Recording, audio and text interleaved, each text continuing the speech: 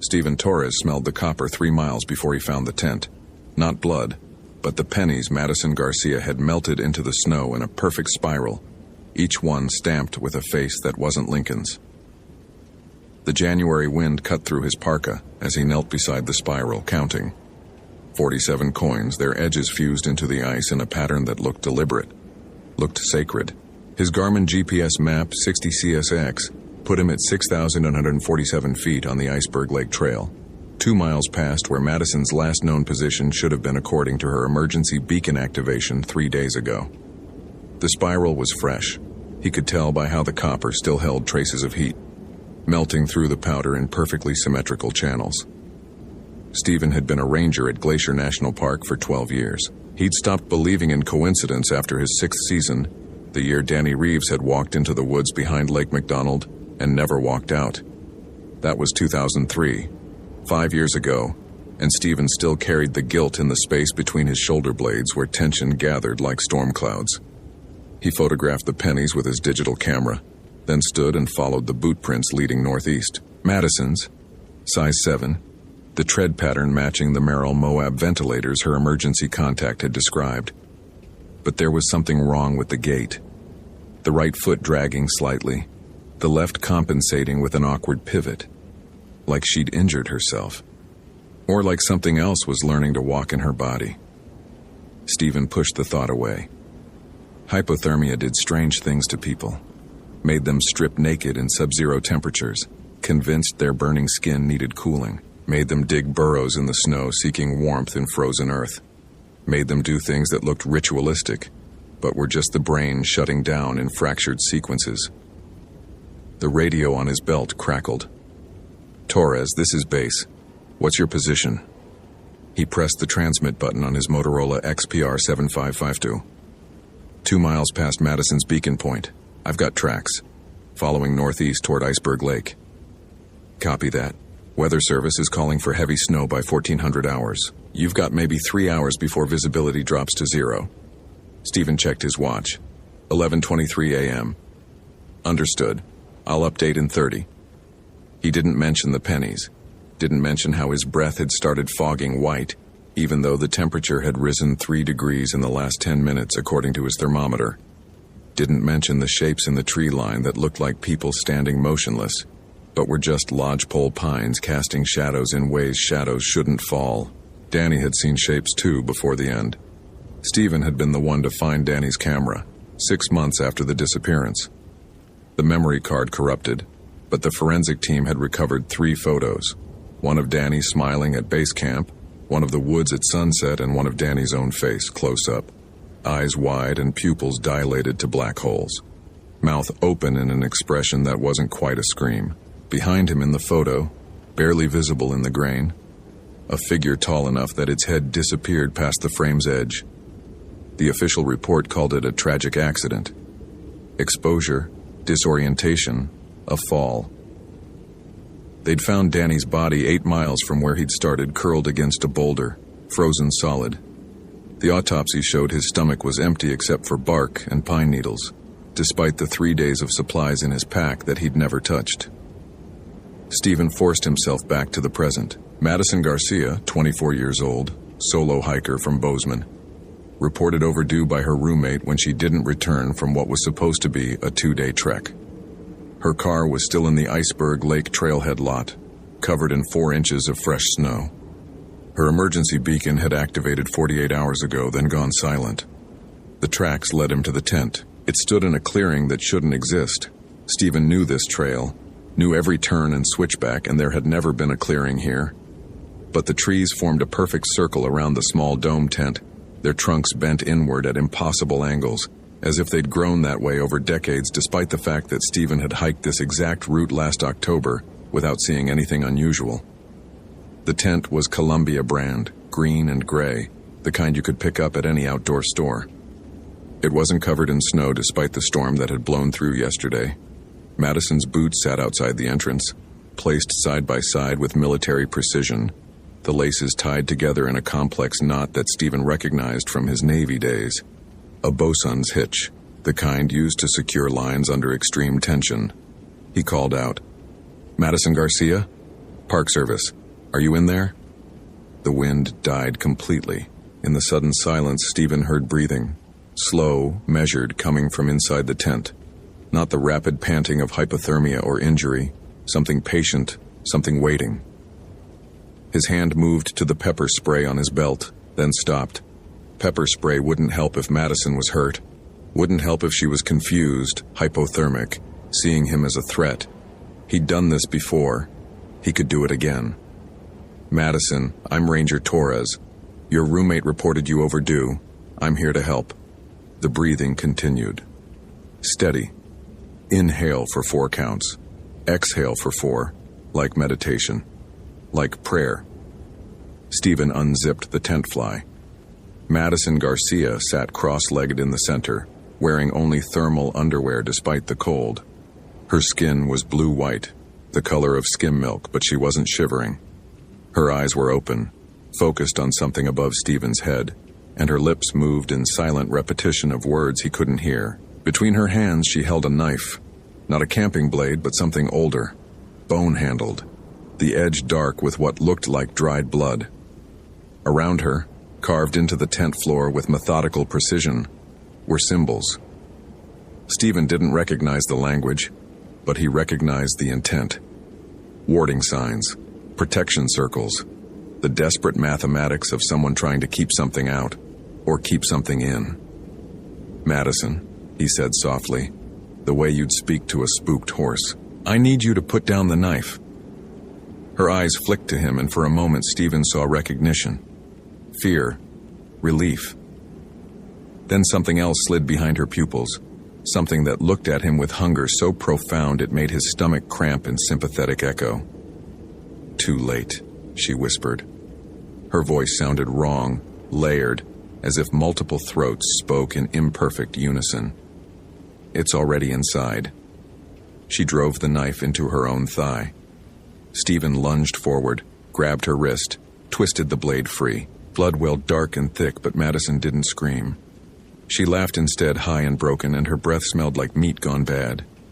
He yanked his medical kit from his pack, fumbled for gauze, applied pressure to the wound while she giggled and whispered words in a language that predated English by millennia. Wendigo, she said, switching back to English abruptly. That's what the old man called it, at the ranger station. He tried to warn me. What old man? Stephen wrapped the wound tight, hands working on autopilot while his mind raced. There hadn't been anyone at the station when Madison checked in 4 days ago. The logs showed only her signature. The one with no face, Madison said, and then she started singing. A children's song, but the melody was off by half tones, creating dissonance that made Stephen's teeth ache. Ring around the rosy, pocket full of posies, ashes, ashes, we all fall. She stopped mid-word, head tilting at an angle too sharp, listening to something Stephen couldn't hear. Then she smiled, and her teeth were red with blood she'd bitten from her own tongue. It's not hunting me anymore, she said. It's hunting you. The temperature dropped 30 degrees in 3 seconds. Stephen's breath crystallized mid-exhale, ice forming on his beard, on his eyelashes. The tent walls frosted over, and through the fabric he saw shadows moving, circling, too tall and too thin to be human. The breathing he'd heard earlier started again, but now it came from everywhere. From the trees, from the ground, from inside his own chest. Madison's wound stopped bleeding. Just stopped, the blood freezing solid in the gauze, and her skin began to ripple like something underneath was trying to push through. Stephen grabbed his radio. Base, this is Torres. I have Madison Garcia. She's hypothermic, and the radio exploded in his hand. Not broke, exploded. Circuits and plastic and battery acid spraying across the tent floor, the components flash-frozen mid-destruction. His Garmin GPS died next, the screen cracking in a spiderweb pattern as the liquid crystal froze solid. His backup compass spun wildly, needle pointing at Madison's chest, then at the tent entrance, then at the sky, refusing to settle on magnetic north. You should have stayed away, Madison said. But now her voice came from behind him. Stephen spun.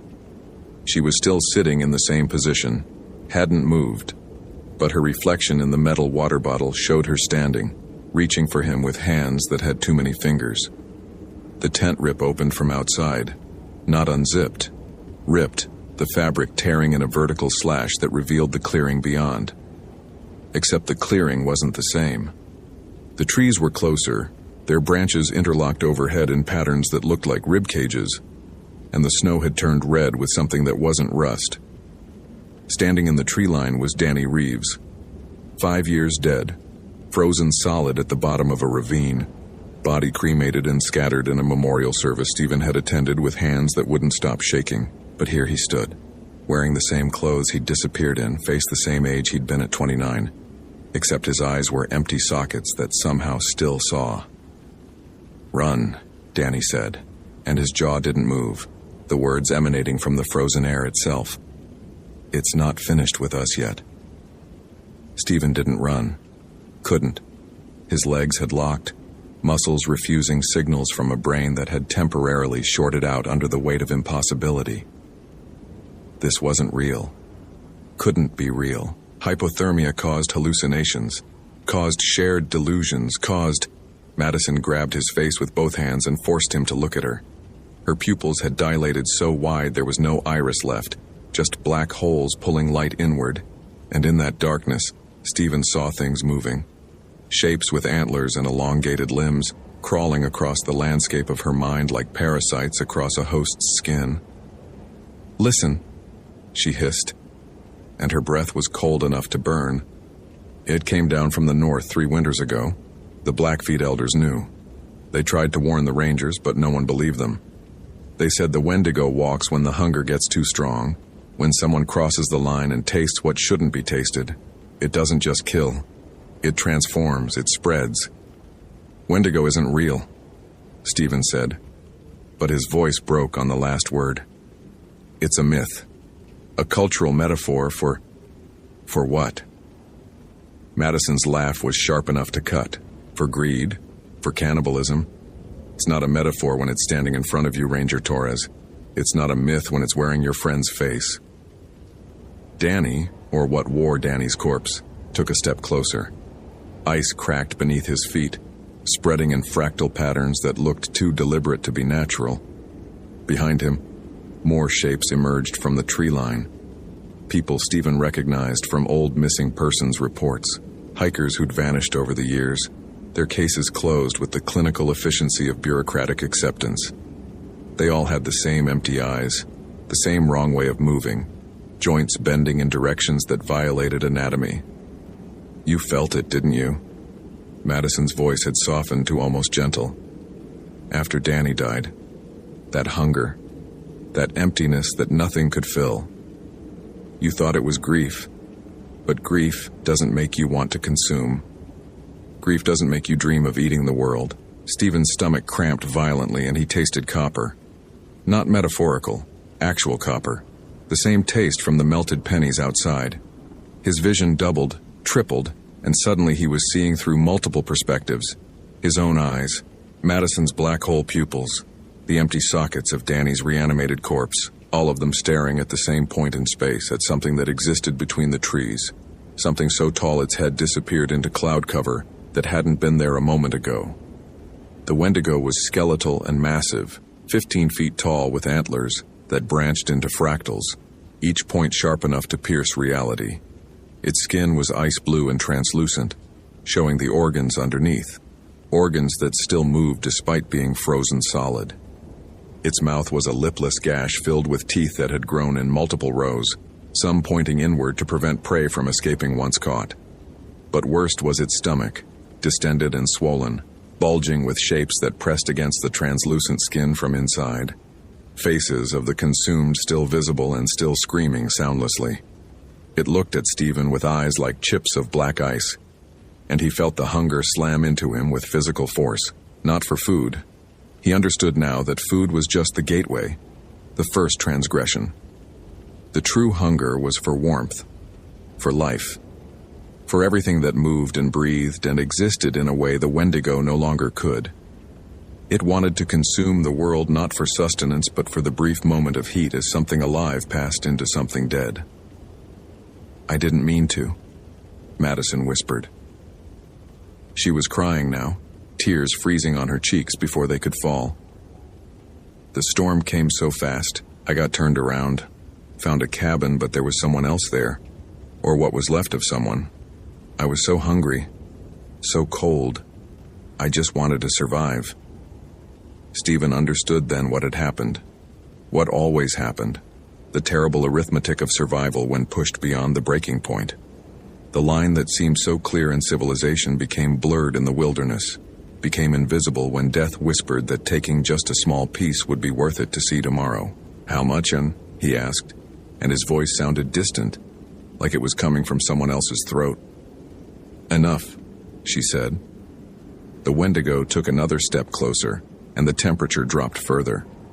Stephen's thoughts began to slow, synapses firing through ice, and with the cold came a strange clarity.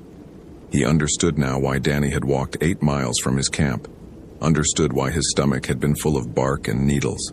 Danny had been trying to fill the hunger with anything except what it truly wanted, trying to deny the transformation even as it consumed him from inside.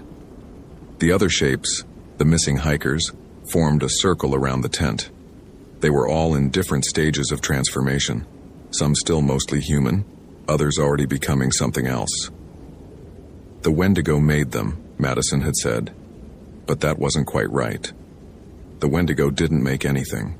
It just revealed what was already there, the capacity for consumption that lived in every human heart, waiting for the right circumstances to wake it up. You can't fight it, Madison said, and she sounded sad, resigned. Once it marks you, once you see it, the hunger starts. You feel it now, don't you? That empty place inside that nothing will ever fill again. Stephen did feel it, a hollow ache in his chest, spreading outward, making his stomach cramp and his mouth water with saliva that tasted like metal. He thought about the granola bars in his pack, the freeze-dried meals, the emergency rations, and none of them seemed adequate. None of them would touch the void that had opened inside him. But he also felt something else. The memory of Danny's funeral, watching his parents cry while holding a flag that represented a body too damaged to display. The memory of Madison's roommate on the phone, voice breaking as she described how Madison had promised to call every night, had promised to be careful. The memory of every person he'd ever rescued or recovered, the weight of their lives and deaths adding up to something that mattered more than his own survival. No, he said. Madison blinked. What? No, Stephen repeated, and he forced himself to his feet. His legs shook, muscles screaming protest, but he stood. I won't. The Wendigo's head tilted, considering. Around the clearing, the transformed hikers took a collective step forward, their movements synchronized in a way that suggested a single, controlling intelligence. Stephen reached for his pack, found the emergency flare gun he'd carried for 12 years and never needed to use. The Blackfeet have stories, he said, hands working on autopilot to load the flare.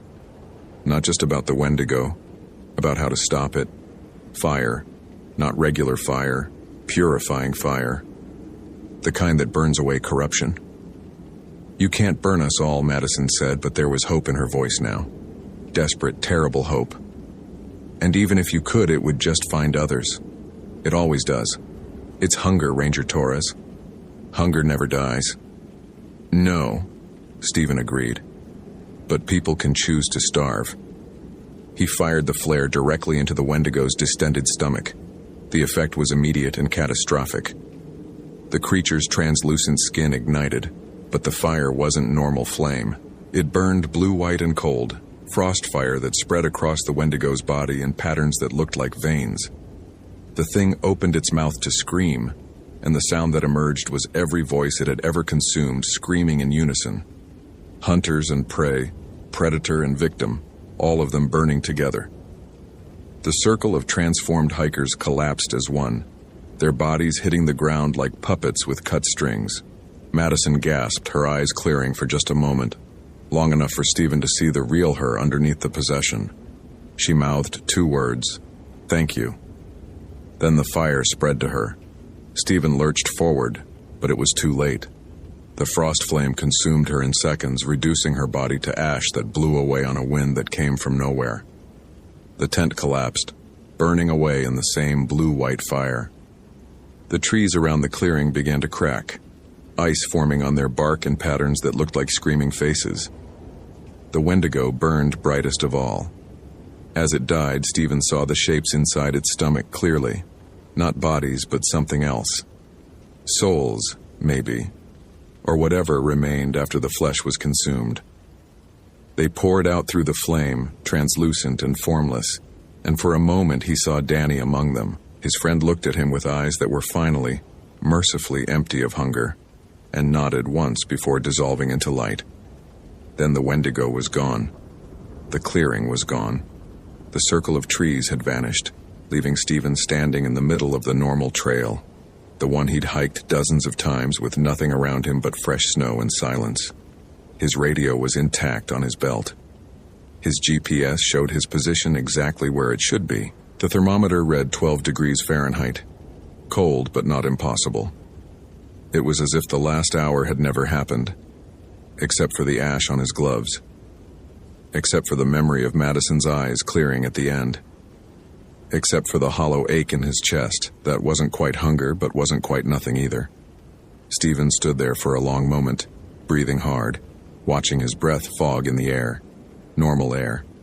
Air that didn't carry the scent of copper or the whisper of ancient languages. He thought about calling base, about explaining what had happened, about filing a report that no one would believe. Instead, he knelt in the snow and said a prayer, not to any specific god, but to the wilderness itself, to the old powers that had been here before humans and would remain after. A prayer of acknowledgement, of respect, of understanding that some hungers were too dangerous to feed, and some lines too important to cross no matter the cost. When he finally stood and started the long hike back to base, he didn't look behind him. Didn't need to. He could feel the forest watching, evaluating, deciding whether he'd learned the lesson or just postponed the inevitable. The hollow ache in his chest remained, a permanent reminder. But Stephen had spent 5 years living with guilt. He could live with hunger too. 3 months later, Stephen Torres submitted his resignation from the National Park Service. He didn't explain why to his supervisors, just thanked them for the opportunity and packed his belongings into boxes with the methodical care of someone who'd made an irrevocable decision. His replacement would arrive in 2 weeks, a young ranger fresh from training who looked at the mountains with the kind of wonder Stephen couldn't remember feeling anymore. On his last day, an elderly man appeared at the ranger station. Stephen had never seen him before. He was Blackfeet, maybe in his 70s, with hair like steel wire and eyes that had seen too much. He didn't speak, just placed a small leather pouch on Stephen's desk and nodded once before leaving. Inside the pouch were herbs Stephen didn't recognize, a small silver pendant engraved with protection symbols, and a note written in careful, cramped handwriting. The hunger never fully leaves, but you can learn to feed it other things. Dreams, stories, purpose. These help. The elders are watching. We remember those who choose correctly. Stephen kept the pouch in his truck's glove compartment as he drove away from Glacier National Park for the last time. He'd already accepted a position teaching wilderness survival at a community college in Missoula, still connected to the outdoors but with walls and heat and people around.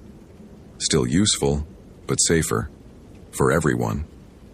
At night, when the hollow ache intensified and his dreams turned dark, he would open the pouch and breathe in the herb's sharp scent. It helped a little. Not enough to erase what he'd seen, what he'd felt, but enough to keep him human. He thought about Madison Garcia often, about how she'd fought even after consumption, about how she'd tried to warn him despite the thing inside her. Her family had been given a closed casket funeral. The official report stated death by exposure and animal predation, which was technically true if you didn't specify what kind of animal. Stephen attended from the back row, didn't speak to anyone, left before the reception. He thought about Danny too, about that final moment of peace in his friend's eyes as the frost fire released whatever the Wendigo had kept trapped. Stephen hoped Danny was at rest now, hoped all of them were.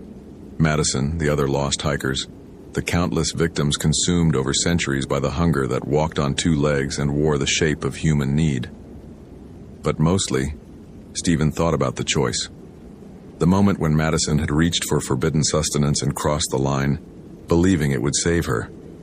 He understood that desperation now in a way he never had before, understood how thin civilization's veneer really was, how quickly the rules that seemed absolute could start to look like suggestions when survival hung in the balance. The hollow ache in his chest was a reminder. He'd stood at that same precipice and stepped back. But the edge was still there, would always be there waiting for the next moment of weakness. On clear winter nights when the temperature dropped and the wind carried sounds from the mountains, Stephen would stand outside his apartment and look north toward Glacier. Sometimes he imagined he could see figures moving in the distant tree line, impossibly tall, impossibly thin. Sometimes he imagined he could hear them calling, their voices layered and wrong, promising warmth and fullness and an end to the ache. He never answered, never would, but he listened, and that was the most honest thing he'd ever done. Because pretending the Wendigo didn't exist was how people ended up feeding it. Pretending the hunger wasn't real was how it grew strong enough to consume. Stephen Torres had seen what lived in the spaces between need and taboo, had felt its pull, had watched good people become monsters not through malice but through the simple mathematics of survival pushed past breaking points. He would carry that knowledge for the rest of his life, would teach his students about weather patterns and equipment maintenance and emergency protocols, but would also teach them about the other dangers, the ones that came from inside, the ones that waited patiently in the hollow spaces of human hearts fed by fear and desperation, and the fundamental loneliness of existence. And every year on the anniversary of Madison Garcia's death, Stephen would drive to the Blackfeet Reservation and leave tobacco at the Cultural Center, a gesture of respect he'd learned from the old man. The elders would nod when they saw him, recognition without words, understanding that he was one of the marked ones, someone who'd seen and survived, but would never be completely free. The hunger was eternal. But so was the choice to resist it, and in the end, Stephen had learned that was the only thing that separated humans from monsters. Not the absence of hunger, but the decision, made new each day, not to feed it no matter the cost. Hope you felt genuine terror. If you appreciate authentic horror rooted in real folklore, consider following for more stories. Which moment scared you most? Share your theory about what happened.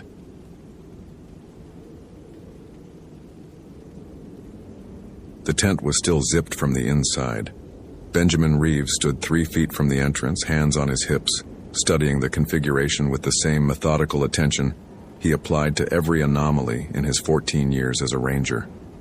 The Coleman 4-season tent showed no tears, no forced entry, no signs of wildlife interference.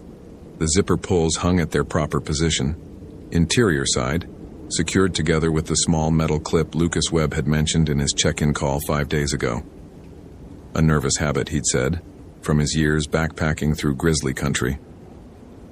The Hoh rainforest pressed close on all sides, that peculiar Pacific Northwest density where Sitka spruce and western hemlock grew so thick that noon looked like dusk.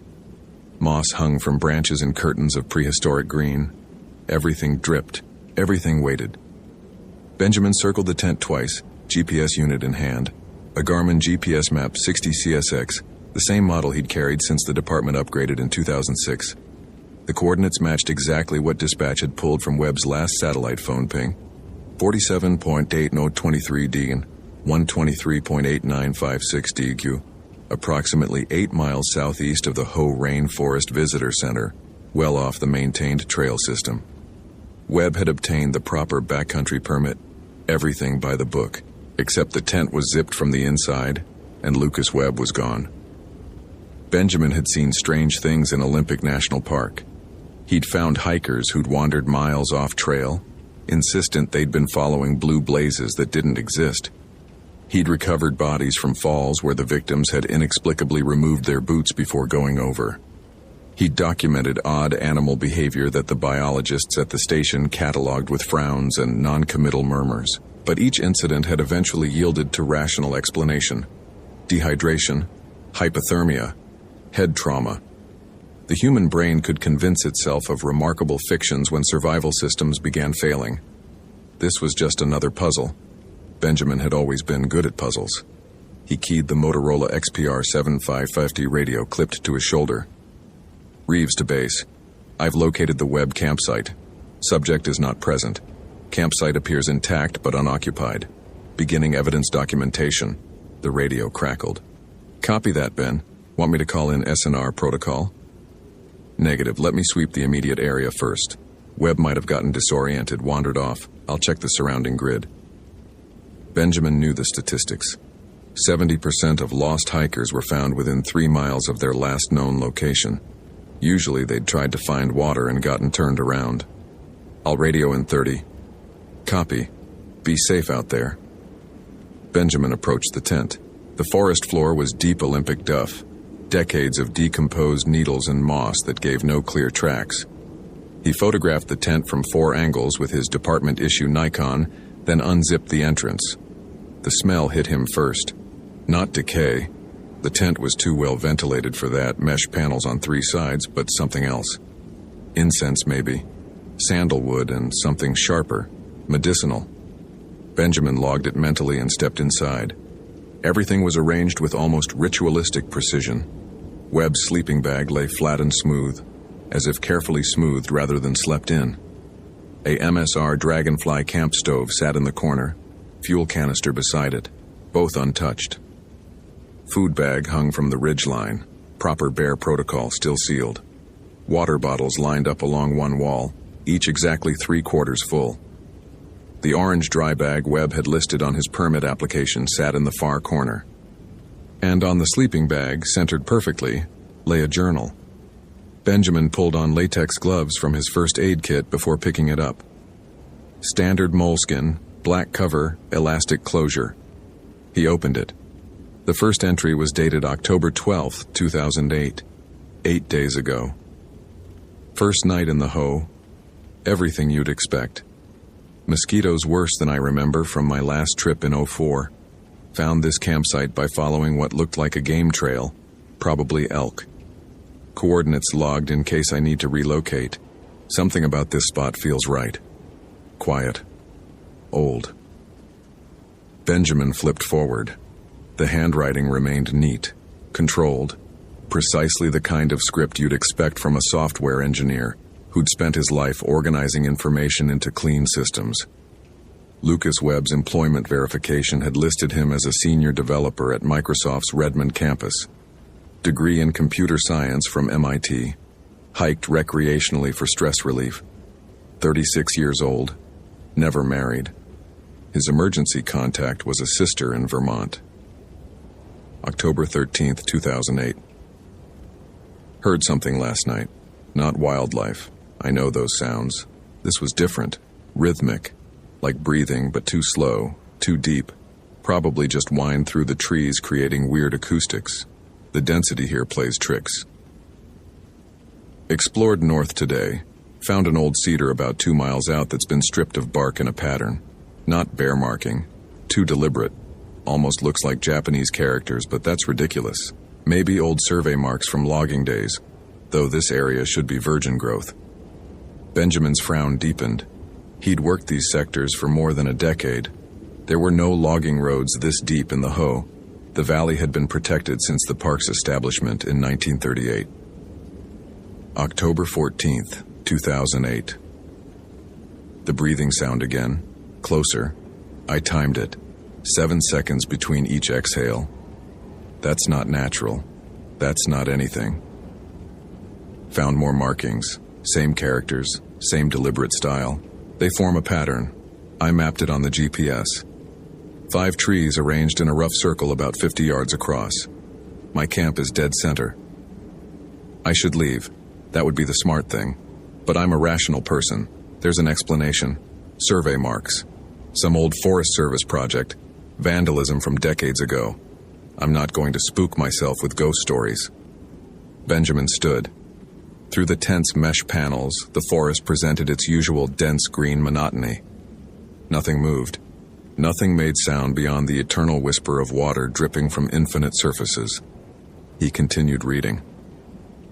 October 15th, 2008. I found it today, half a mile northeast. An old campsite, or maybe a dwelling. Stone foundation, mostly covered by moss. Looked like it hadn't been touched in decades. But in the center, under a flat rock, I moved aside. Stupid, I know, but I was curious. There was a metal box. Inside, photographs. Black and white, old, 1940s maybe. A woman, young, Japanese. In several photos, she's with a white man, maybe 40. They look happy in the early shots. Then the photos change. She's alone. She looks scared. The final photo shows her near this very spot. I recognize the trees. Her expression is... I can't describe her expression. There was also a letter, in Japanese. I can't read it, but I photographed it. I'll try to get it translated when I get back to civilization. Benjamin flipped the page. The handwriting had changed. Still legible, but less controlled. Faster. October 16th, 2008. The breathing is inside my tent. I know how that sounds. I know what I'd think if someone told me that. But I can hear it. 7-second intervals, directly above me. I've checked outside 4 times. Nothing. But when I'm inside, always. I'm leaving tomorrow. First light. This was a mistake. All of it was a mistake. The next entry was barely a paragraph scrawled quickly. October 17th, 2008, 6:47 a.m. Can't find the trail. Tried to leave. GPS says I'm walking northwest, but I keep ending up back here. 5 times. 5 times. The coordinates are correct. The compass is correct. But the forest. The trees have faces now. I know that's not possible. I know. But when I'm not looking directly at them, in my peripheral vision, the bark patterns look like faces. Always the same face. Her face. The photos are gone. I put them back in the metal box. Buried it again. But they're in my tent now, arranged on my sleeping bag. 7 photos, and they've changed. In all of them, she's looking directly at the camera. That's not how they were before. Benjamin's hand tightened on the journal. He looked at the sleeping bag. No photos. He checked the entire tent. Nothing. October 18th, 2008. Time is wrong.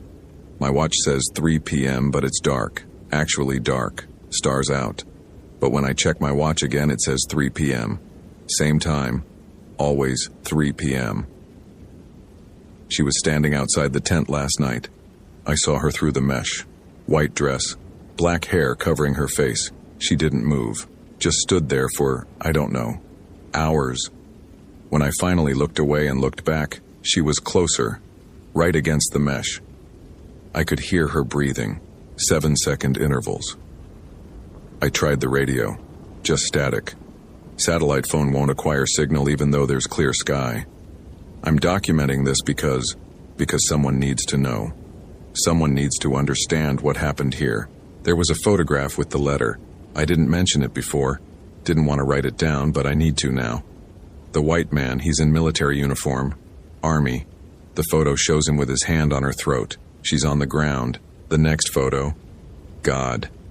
The next photo. This place. This exact place. This is where it happened. 60 years ago or 70 years ago, during the war, Japanese internment. She must have escaped, made it this far, and he. She's not gone. She never left. And now I've disturbed her. I've seen her.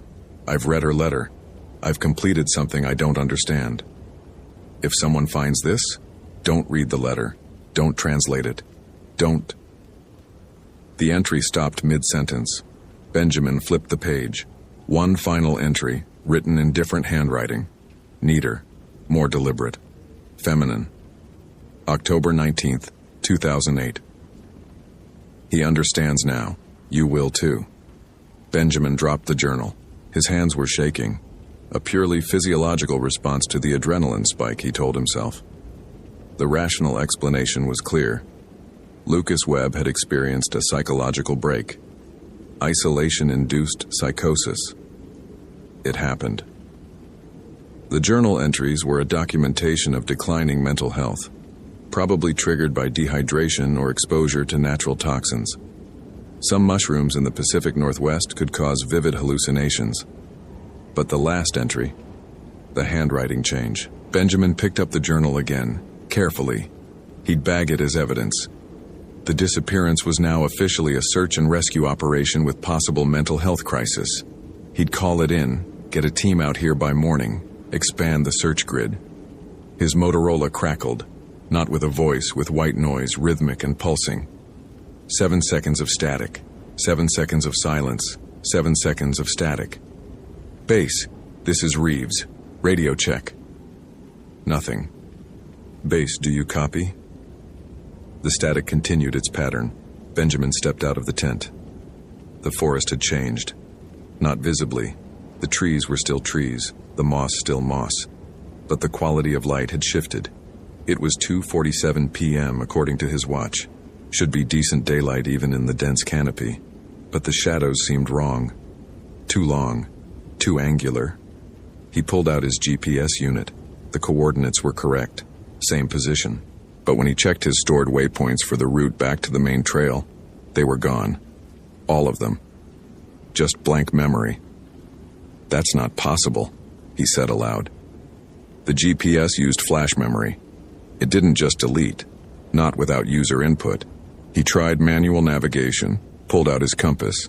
The needle spun lazily, unable to find north. He tapped it. The needle continued its slow rotation, describing perfect circles. Benjamin's heart rate elevated. He recognized the physiological response.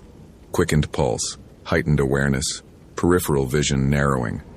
Classic stress reaction. Manageable. He'd been trained for this. He would walk out.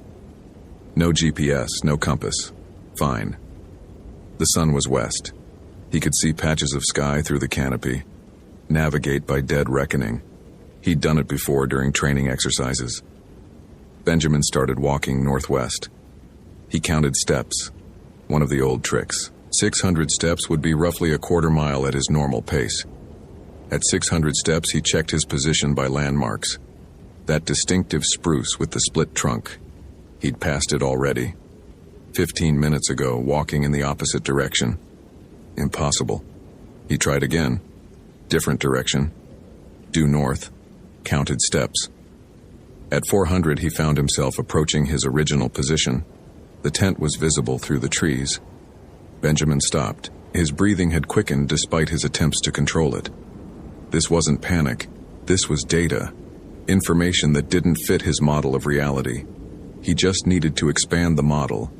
Find the explanation. He returned to the tent and went through Lucas Webb's belongings more thoroughly.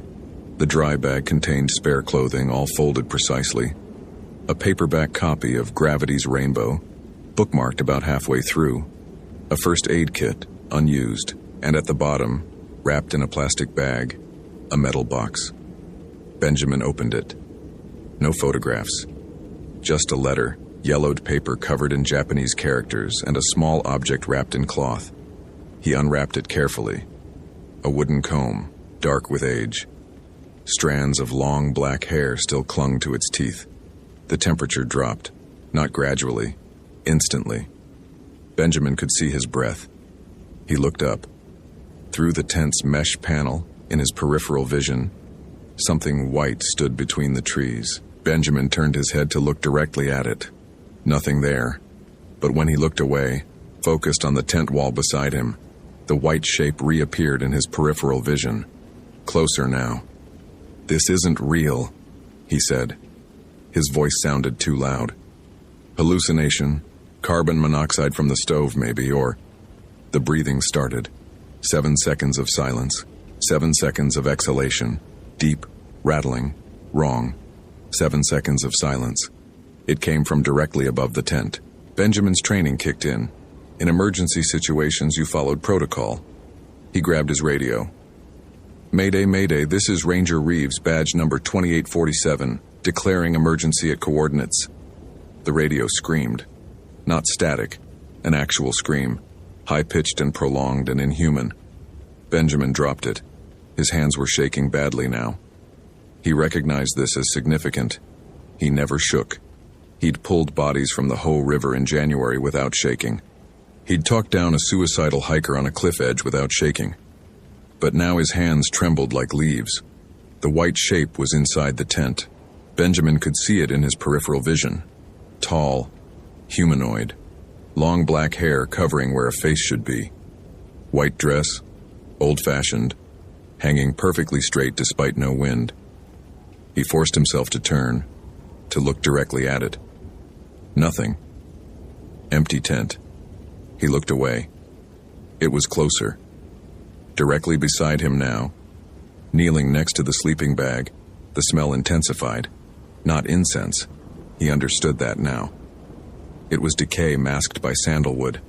Something old and preserved trying to smell clean. "You're not real," Benjamin said. His voice shook. "You're a manifestation of psychological stress. Pattern recognition gone wrong. The human brain constructs narratives from incomplete data. That's all this is." The breathing stopped. In the new silence, Benjamin could hear his own heartbeat. Too fast, irregular. He could hear water dripping from 10,000 leaves. He could hear something moving through the undergrowth, circling the tent, slow and deliberate. The letter. Lucas had written not to read it, not to translate it. But Lucas had read it. Lucas had translated it, or tried to, and Lucas was gone. Benjamin picked up the letter with shaking hands. He couldn't read Japanese, but he could see that it was short, maybe 100 characters. Some were repeated, the same complex symbol appearing multiple times. He photographed it with the Nikon. The flash illuminated the tent interior. In that brief moment of white light, he saw something that made his breath stop. Writing on the tent wall. Fresh. Red. Not English. Japanese characters, dozens of them, covering the interior fabric in neat rows. The flash died. The tent returned to its shadowy gloom. Benjamin looked at the wall. Nothing there. Clean yellow fabric. He checked the camera's display screen. The image showed the writing clearly. Unmistakable. Benjamin's hands were shaking so badly he almost dropped the camera. He forced himself to think through the terror, to analyze. Cameras could capture things invisible to the human eye, certain wavelengths, afterimages, double exposures. There was an explanation, but he knew. Somewhere beneath his rational mind, in the ancient structures that predated language and logic, he knew. The white shape appeared directly in front of him. Not in peripheral vision, directly before him, solid and real. Benjamin screamed. The sound was involuntary, raw, something pulled from his chest without permission. She was young, maybe 20. The hair was black and thick, hanging in wet strands that covered most of her face. What he could see of her skin was pale, waxy, wrong. Her dress, traditional Japanese, a kimono, white as bone, hung perfectly still. Her hands emerged from the sleeves. The fingers were too long, the joints bending at angles that shouldn't exist. She raised them slowly toward Benjamin. He scrambled backward, hit the tent wall, became tangled in fabric. The rational part of his mind screamed explanations, hallucination, psychotic break, toxin exposure. But the rest of him knew. She was real. She had always been real. The letter had described what happened to her, and Lucas Webb had read it, had completed something, had invited her acknowledgement. And Benjamin had found the letter, had touched the comb, had walked the circle of marked trees unknowingly, had completed the same ritual. "I'm sorry," he whispered. "Whatever happened to you, I'm sorry. I didn't know. I don't understand." The figure tilted her head. The hair shifted slightly. Beneath it, Benjamin caught a glimpse of her face. He wished he hadn't. The mouth was wrong. Too wide. Opening too far. The teeth. Benjamin bolted from the tent. He ran without direction, without thought, pure panic overriding 14 years of training. Branches whipped his face. His boots caught on roots. He fell, scrambled up, ran again. Behind him, he could hear breathing. 7-second intervals, keeping pace no matter how fast he ran. He burst into a clearing and stopped. In the center stood 5 trees, each one stripped of bark in precise patterns, the Japanese characters Lucas had described. Benjamin stood in the exact center of their circle. He was back at the campsite. The tent was 20 feet away. "No," he said. "No, no, no." He tried again. Different direction. Ran until his lungs burned and his legs threatened to give out. Stopped. The tent was 30 feet away. Same clearing. Same 5 marked trees. Benjamin sank to his knees. His mind was trying to reject what was happening, trying to force it into a framework that made sense. Temporal loop, spatial anomaly, electromagnetic interference affecting his perceptions, but he could see her now, standing at the tree line, hair hanging, dress white and clean and impossible. And behind her, another figure, Lucas Webb. He looked intact, whole, not decomposed, but his eyes were wrong, empty, staring without seeing. Benjamin understood then. Really understood. This wasn't about death. It was about something worse. Lucas had tried to leave, had walked out of the circle, had completed whatever pattern governed this place. And now he was part of it. Not dead, not alive. Something else. "Please," Benjamin said. He was crying. When had he started crying? "I didn't know. I'll leave. I'll never come back. Please." The woman moved closer. Not walking, gliding, her feet not touching the ground. Lucas followed, his movements stiff and jerky, puppet-like. Benjamin's radio crackled to life. His own voice emerged from the speaker. "This isn't real. This isn't real. This isn't real." His watch read 3 p.m. It had read 3 p.m. for hours. The journal. Lucas had documented everything, had tried to warn whoever came after. Benjamin pulled out the journal from his pack where he'd stashed it. He flipped to the last entry. New writing had appeared. His own handwriting, though he didn't remember writing it. October 20th, 2008. I understand now. The letter explains everything. She was brought here during the war. She lived in Seattle, Japantown, before the internment. Her name was Yuki Nakamura. When they came for her family, she ran, made it this far. An army patrol found her. One soldier stayed behind when the others left. What he did to her, the letter describes it. She wrote it before she died. Blood for ink. A curse and a cry and a promise. The trees remember. The earth remembers.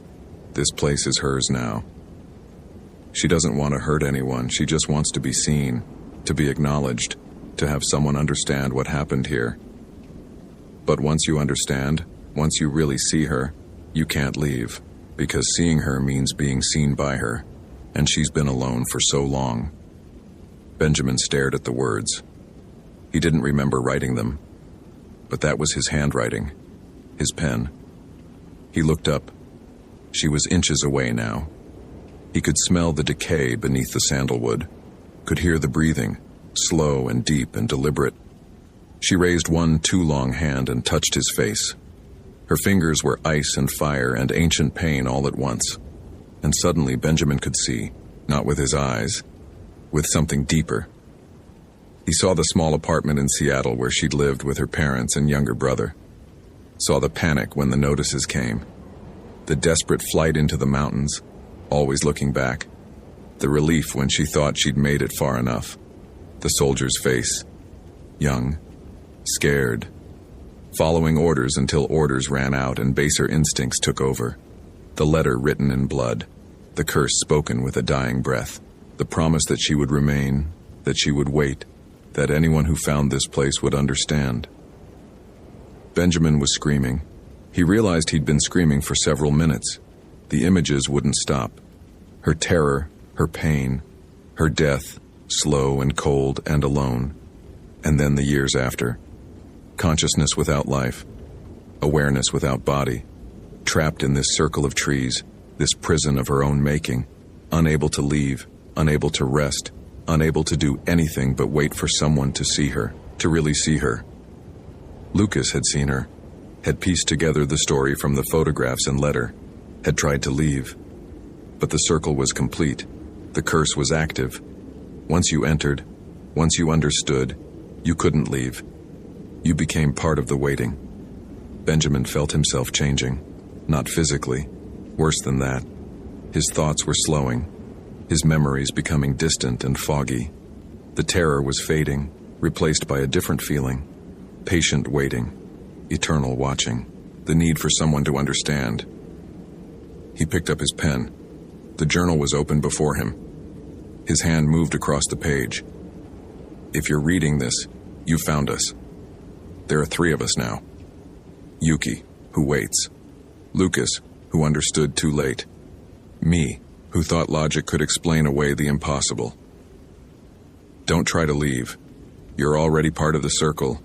The moment you touched this journal, you completed the pattern. The moment you read these words, you became seen. She just wants you to understand. That's all she's ever wanted. The breathing will start soon, 7-second intervals. That's how you'll know she's close. Don't be afraid, or be afraid. It doesn't matter. Fear or acceptance, the result is the same. We'll be here when you arrive, all of us, waiting in the clearing. The tent will still be zipped from the inside. It always is. Benjamin set down the pen. His watch read 3:00 p.m. It would always read 3:00 p.m. In his peripheral vision, he could see Lucas standing motionless near the tree line. Beyond him, others. How many? 7? 12? More? All standing perfectly still. All waiting. Benjamin stood. His movements felt stiff, unnatural. He walked to the tree line and stopped, turned back toward the tent. The breathing started above him. 7 seconds of silence. 7 seconds of exhalation. 7 seconds of silence. He waited. Somewhere in the distance, a radio crackled. Static, in rhythmic patterns. A helicopter might be searching. A team might have been dispatched, but they wouldn't find the campsite. The coordinates were correct, but the place was somewhere else now. Somewhere adjacent to the normal world, but forever separate from it. The forest dripped. The moss grew. Time moved everywhere except here. Benjamin heard footsteps. Someone was approaching through the undergrowth. Another ranger, maybe, or a hiker who'd wandered off trail. Someone who would find the tent, still zipped from the inside. Someone who would find the journal and read it and understand. He turned his face toward the sound and waited. The breathing continued. 7 seconds. 7 seconds. 7 seconds. And in the clearing, in the exact center of the 5 marked trees, the tent sat undisturbed. Yellow fabric faded by years that had never passed. Zipper pulls hanging on the interior side. A journal resting on a sleeping bag that had been smoothed with ritualistic care. Inside, new pages had appeared. Blank and waiting. The forest dripped and waited with them. Hope you felt genuine terror. If you appreciate authentic horror rooted in real folklore, consider following for more stories.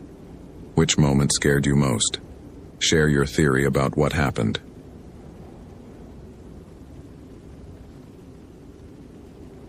The elk had been eaten from the inside out. Ashley Rodriguez knelt beside the carcass on the Hidden Lake Trail, her Nikon D90 documenting what shouldn't exist in any wildlife biology textbook. The animal's exterior remained intact, hide unbroken, legs positioned naturally as though the elk had simply laid down to rest at 7,200 feet elevation. But the body cavity was completely hollow, ribs picked clean with surgical precision. Every organ and muscle tissue consumed while somehow leaving the skin undamaged, like a deflated balloon stretched over empty framework. 6 years as a ranger in Glacier National Park, plus a master's degree in ecology from University of Montana, and Ashley had never encountered predation patterns like this. Bears left claw marks. Wolves scattered remains across 100-yard kill zones. Mountain lions cached their prey. This suggested something else entirely. Something her scientific training refused to categorize. She checked her Garmin GPS map 64th, coordinates, 48.6952 degree N, 130.7543 dig, approximately 2 miles northeast of Logan Pass, July 14, 2012. Temperature 72 degrees Fahrenheit according to her Kestrel 3000 weather meter. Perfect summer conditions in the Montana Rockies, yet her breath misted visibly as she photographed the impossible elk. The temperature anomaly made no sense. Ashley recorded the reading twice, checked calibration, confirmed the device functioned properly. 72 degrees ambient, but her exhalations produced vapor clouds, suggesting sub-freezing conditions. The phenomenon localized to a 15-foot radius around the carcass as though something had drained thermal energy from the immediate environment while feeding. Her Motorola XPR 755E crackled. Rodriguez, this is base. Status update on the Martinez search? Ashley keyed the transmit button. Found something unusual on Hidden Lake Trail, mile marker 4.3, requesting veterinary consultation on atypical predation, also experiencing localized temperature inversion I can't explain. Static answered for 3 seconds before dispatcher Sarah Whitmore responded. Copy that. We've got Dr. Chen on standby. But Ashley, we need you focused on Martinez. 48 hours missing. Exposure risk increasing. Wildlife analysis is secondary. Understood. Proceeding with primary search pattern. Ashley stood, brushing dirt from her cargo pants. But this predation is relevant. Whatever created this kill is active in Martinez's last known location. She'd reviewed Dakota Martinez's file that morning. 29 years old, experienced backcountry hiker from Missoula, reported missing by camping companions after failing to return from a solo sunrise hike on July 12th. Last seen heading toward Gunsight Lake at 0530 hours, carrying a Camelback hydration system, Sunto compass, and emergency beacon that remained frustratingly silent. Search teams had worked grid patterns for 36 hours, found nothing beyond boot prints that terminated abruptly at Reynolds Creek without crossing to the opposite bank. Boot prints that ended, Ashley thought, exactly like the missing tissue inside this elk. Present one moment, absent the next, with no logical transition between states. She circled the carcass, documenting from multiple angles. The animal showed no signs of struggle, no defensive wounds, no indication it had fled or fought, just emptiness where substance should exist. Violation of conservation of mass that made her want to check her own credentials to confirm she actually held advanced degrees in biological sciences. The forest was silent. That detail registered slowly, but once Ashley noticed the absence of sound, it consumed her attention completely. Glacier National Park in mid-July supported hundreds of bird species, maintained constant ambient noise from insects, featured regular distant sounds of meltwater streams. But here, in this impossible cold pocket surrounding the hollow elk, nature had gone completely quiet. Ashley activated her digital voice recorder. July 14th, 1347 hours, documenting audio profile of anomalous site. She paused, letting the recorder capture 30 seconds of nothing. Complete absence of biological sounds despite optimal habitat conditions. Temperature inversion without meteorological justification. Predation pattern inconsistent with any known North American carnivore. She should feel professional detachment, clinical curiosity about unexplained phenomena. Instead, Ashley felt the first whispers of something her scientific worldview had no framework for processing. Instinctive dread. The kind that evolved over millions of years to keep primates alive in environments where they weren't apex predators. Movement flickered at the edge of her peripheral vision. Ashley spun, hand dropping to the bear spray on her hip. Nothing. Just lodgepole pines and granite slopes. The Hidden Lake Trail continuing northeast toward higher elevations. But the movement had been real. Not animal real. Not something she could identify and catalog, but real nonetheless. A shadow where shadows shouldn't fall given the sun's position. A distortion in her visual field that suggested presence without confirming form. Hello? Her voice sounded too loud in the unnatural silence. Dakota Martinez, if you can hear me, make a sound. Any sound. I'm Ranger Rodriguez from Logan Pass Station. We're conducting search and rescue. The silence deepened, became almost tactile. A pressure against her eardrums that made her want to pop her jaw to equalize. Ashley retrieved her Bushnell Trophy binoculars, scanned the tree line systematically. Her training emphasized grid pattern observation, dividing visual field into manageable sections, looking for color anomalies or geometric patterns that indicated human presence. She found boot prints instead, fresh boot prints emerging from the forest 30 yards ahead, leading directly toward her position. The prints appeared in the same Vasca Breeze pattern identified as Dakota Martinez's from the Reynolds Creek site. But these prints showed something the previous ones hadn't. They weren't walking prints. They were running prints. Deep toe impressions, displaced soil kicked backward, stride length suggesting sprint velocity. Someone had been running on this trail within the past few hours, running hard enough to leave distinct panic mechanics in the earth. Ashley followed the track line with her binoculars, tracing the prints backward toward their origin point. They emerged from dense forest understory approximately 50 yards upslope, descended toward the trail, then stopped. The prints terminated mid-stride, right foot in full extension, left foot never landing. As though Dakota Martinez had been running at full speed and simply vanished between steps, momentum carrying them into nowhere without transition or explanation. Ashley's mouth went dry. She'd investigated disappearances before, understood that people got lost, fell into ravines, succumbed to exposure. But people didn't vanish mid-stride, leaving physical evidence that violated basic physics. People didn't leave boot prints that ended in impossible ways while mysterious predators consumed elk from the inside without breaking skin.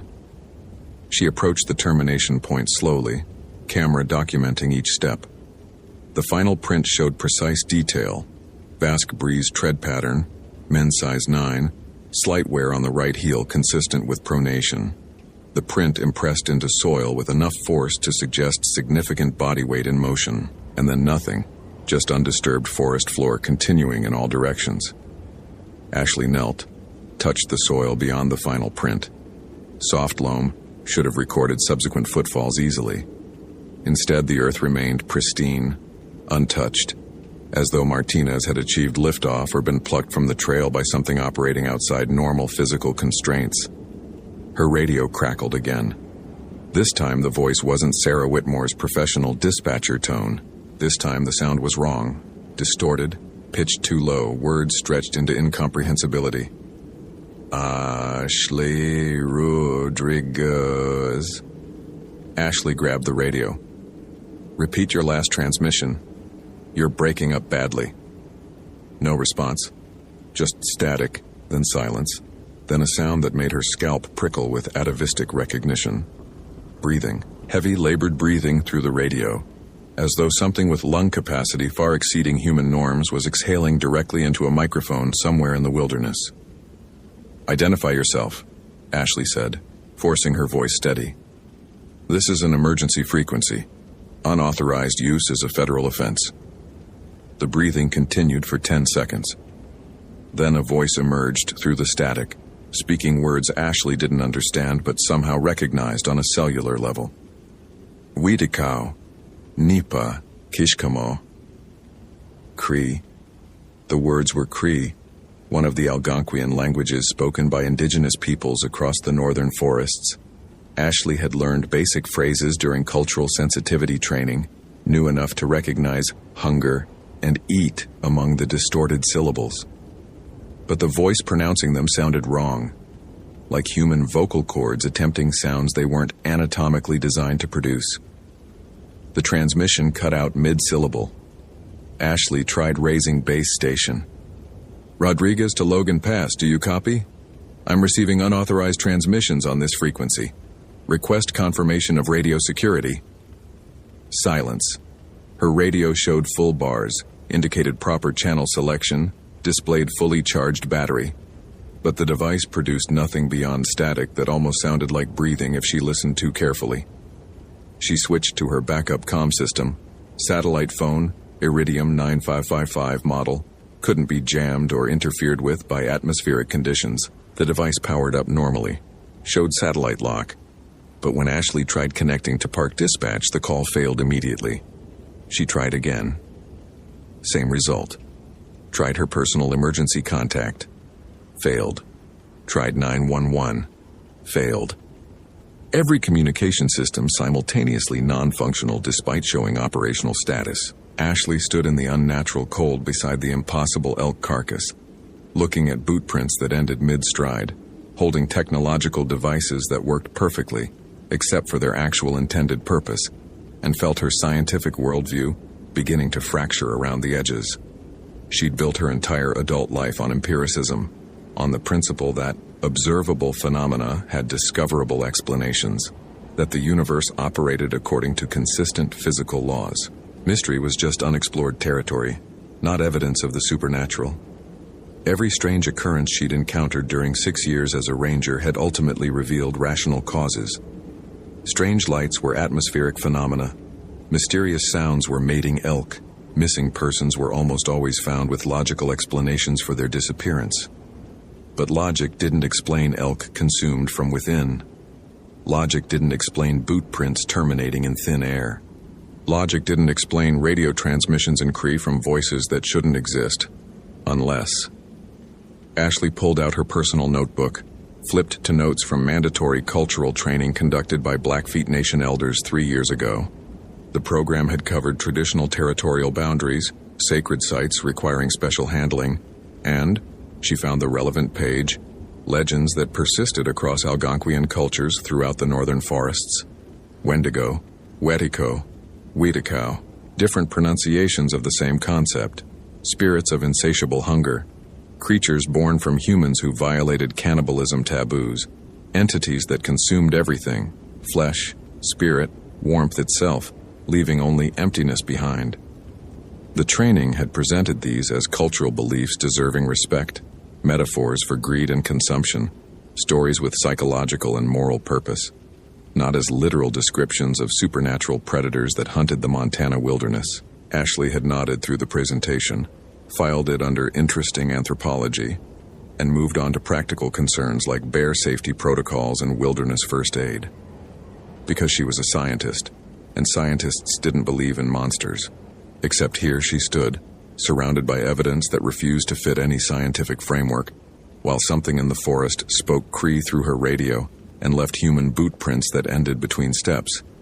She needed more data. Scientific method demanded hypothesis testing, collection of additional evidence, systematic elimination of alternative explanations.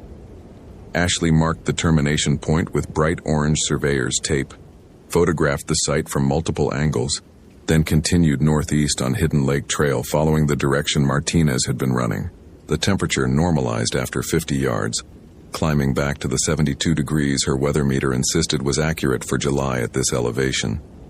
Birdsong returned gradually, tentatively, as though nature itself was cautious about reoccupying space something else had claimed. Ashley found the second site a quarter mile farther up the trail.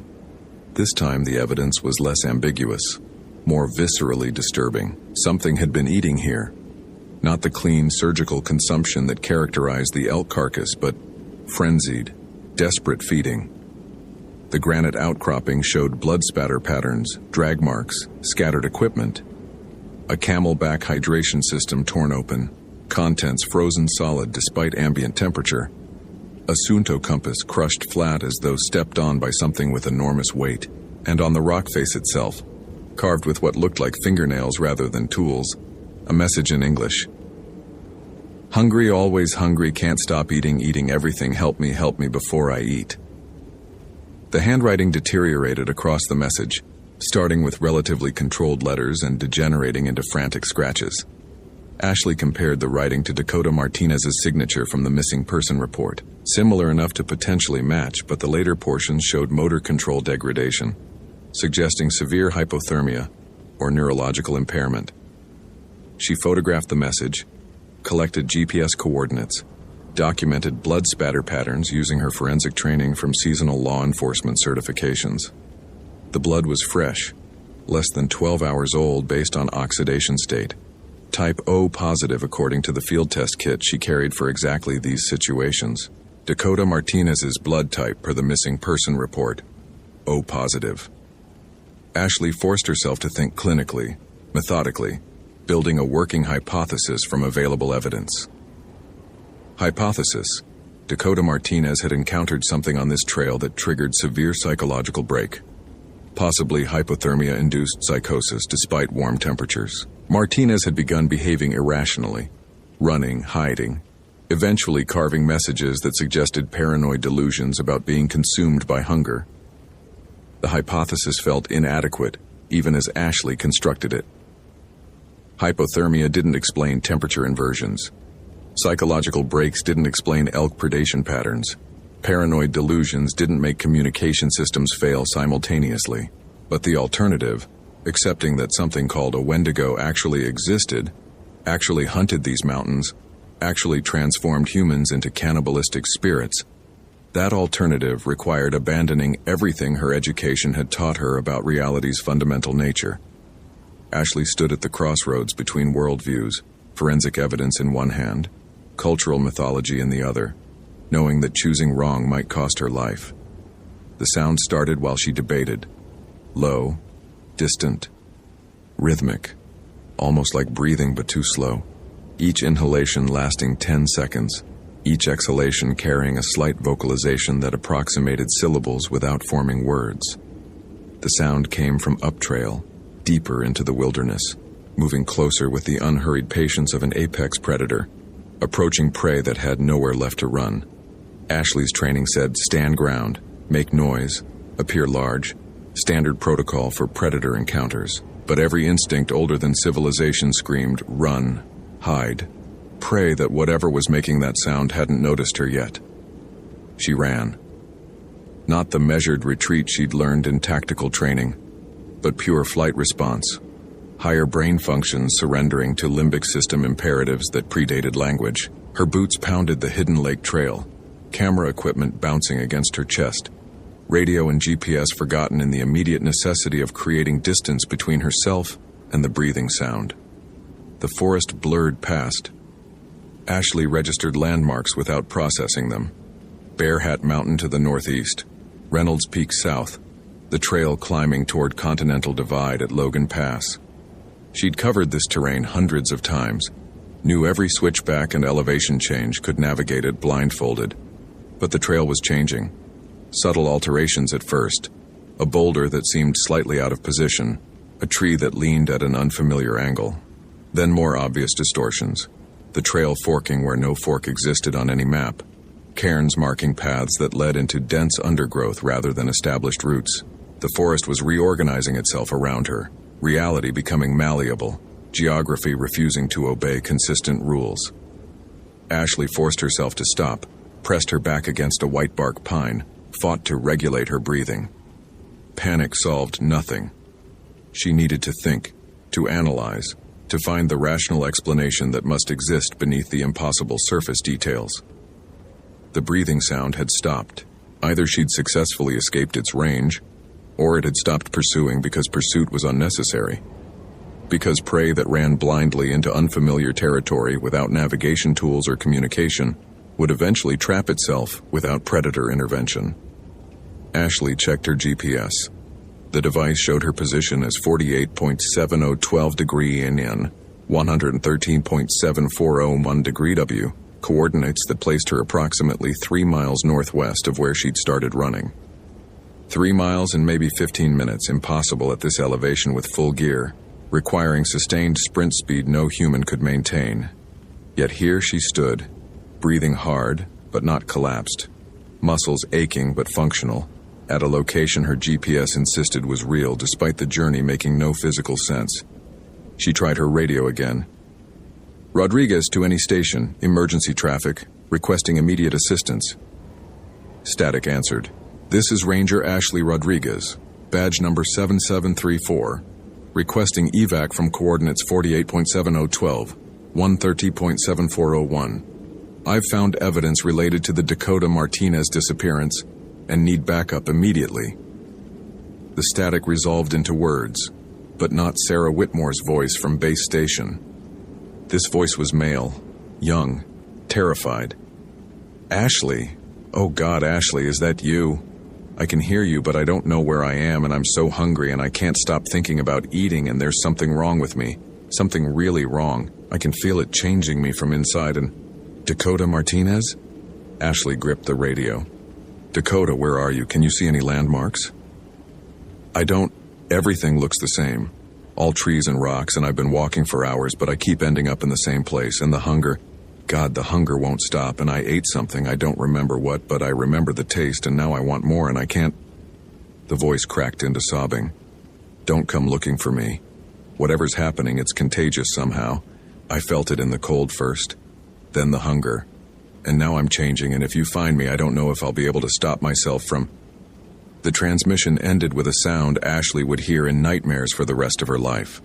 Crunching, wet and organic, like teeth breaking through bone, followed by a moan that combined agony with something worse. Satisfaction. She dropped the radio, backed away from it as though the device itself was contaminated. Her scientific training insisted radio transmissions couldn't carry infection. That psychological distress from isolation was making Martinez delusional. But the evidence kept accumulating against scientific explanations, kept suggesting that maybe, possibly, the Blackfeet elders hadn't been speaking metaphorically about spirits that consumed from within and transformed humans into something hungry. Ashley needed high ground, needed to establish visual reference points, needed to regain navigational orientation before the forest's impossible geometry trapped her completely. She climbed, pushing through lodgepole pine understory, scrambling up granite slopes that shredded her palms but offered vertical progress away from the valley floor, where something breathed and hunted. She emerged above treeline 15 minutes later, gasping in thin air at what her altimeter claimed was 8,400 feet elevation. The Continental Divide stretched before her, peaks marching north into Canada, the spine of North America dividing watersheds that flowed to different oceans. Familiar territory, landscape she'd studied and photographed and loved for 6 years. Except the peaks were wrong. Not obviously wrong. The general shapes remained familiar.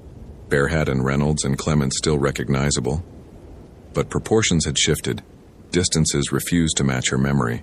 Entire mountains seemed to have migrated several degrees east or west of their proper positions. Ashley pulled out her personal camera, a Canon EOS 5D Mark II she used for off-duty photography, and compared the current landscape to photos from her archives. She'd shot this exact view from this exact position 18 months ago during a personal climbing trip. The images should match perfectly. They didn't. In her archive photo, Reynolds Peak stood distinct against the skyline, separated from its neighbors by clear gaps.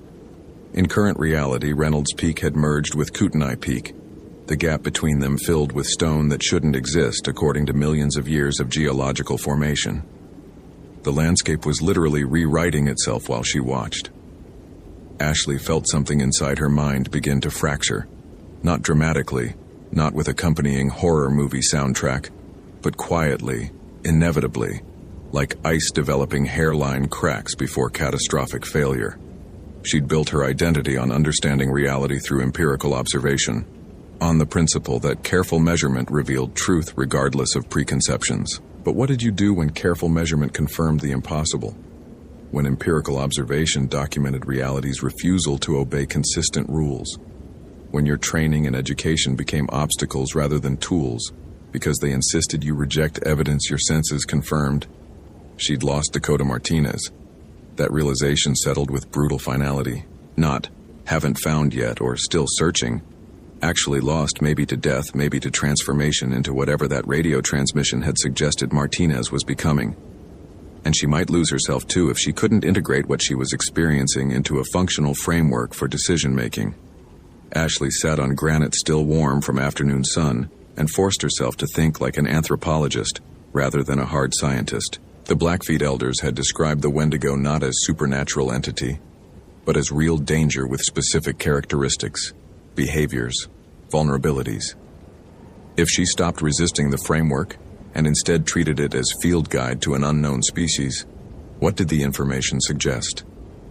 Wendigo manifested through extreme hunger, particularly hunger that violated cannibalism taboos. It consumed everything: flesh, spirit, warmth, leaving emptiness. It could transform humans who encountered it or engaged in forbidden eating. It distorted space and perception, made navigation impossible, isolated victims from help. Vulnerabilities: fire, communal resistance, acknowledgement of the condition before transformation completed. That last detail caught Ashley's attention. The legends emphasized naming the Wendigo, speaking its nature aloud, refusing to let it exist in denial and secrecy, as though the entity drew power from being ignored, from victims insisting everything was explainable and fine even as reality contradicted those insistences, like she'd been doing since finding the elk. Ashley stood, cupped hands around her mouth, and shouted into the distorted wilderness, "I acknowledge you. I see what you are. Wendigo, Wetico, Wetikau, whatever name you recognize, I'm not denying your existence anymore." The silence that followed felt different from the oppressive quiet surrounding the elk carcass. This silence was expectant, attentive, as though something had been waiting for exactly this admission. Then the forest exhaled. Not metaphorically. Actually, exhaled. Ashley felt the wind on her face, warm and humid despite alpine elevation, carrying the smell of decay and wrongness. The exhalation came from everywhere simultaneously, from the trees and rocks and earth itself, as though the landscape was a living organism acknowledging her acknowledgement. The peaks stopped shifting. The geometry stabilized.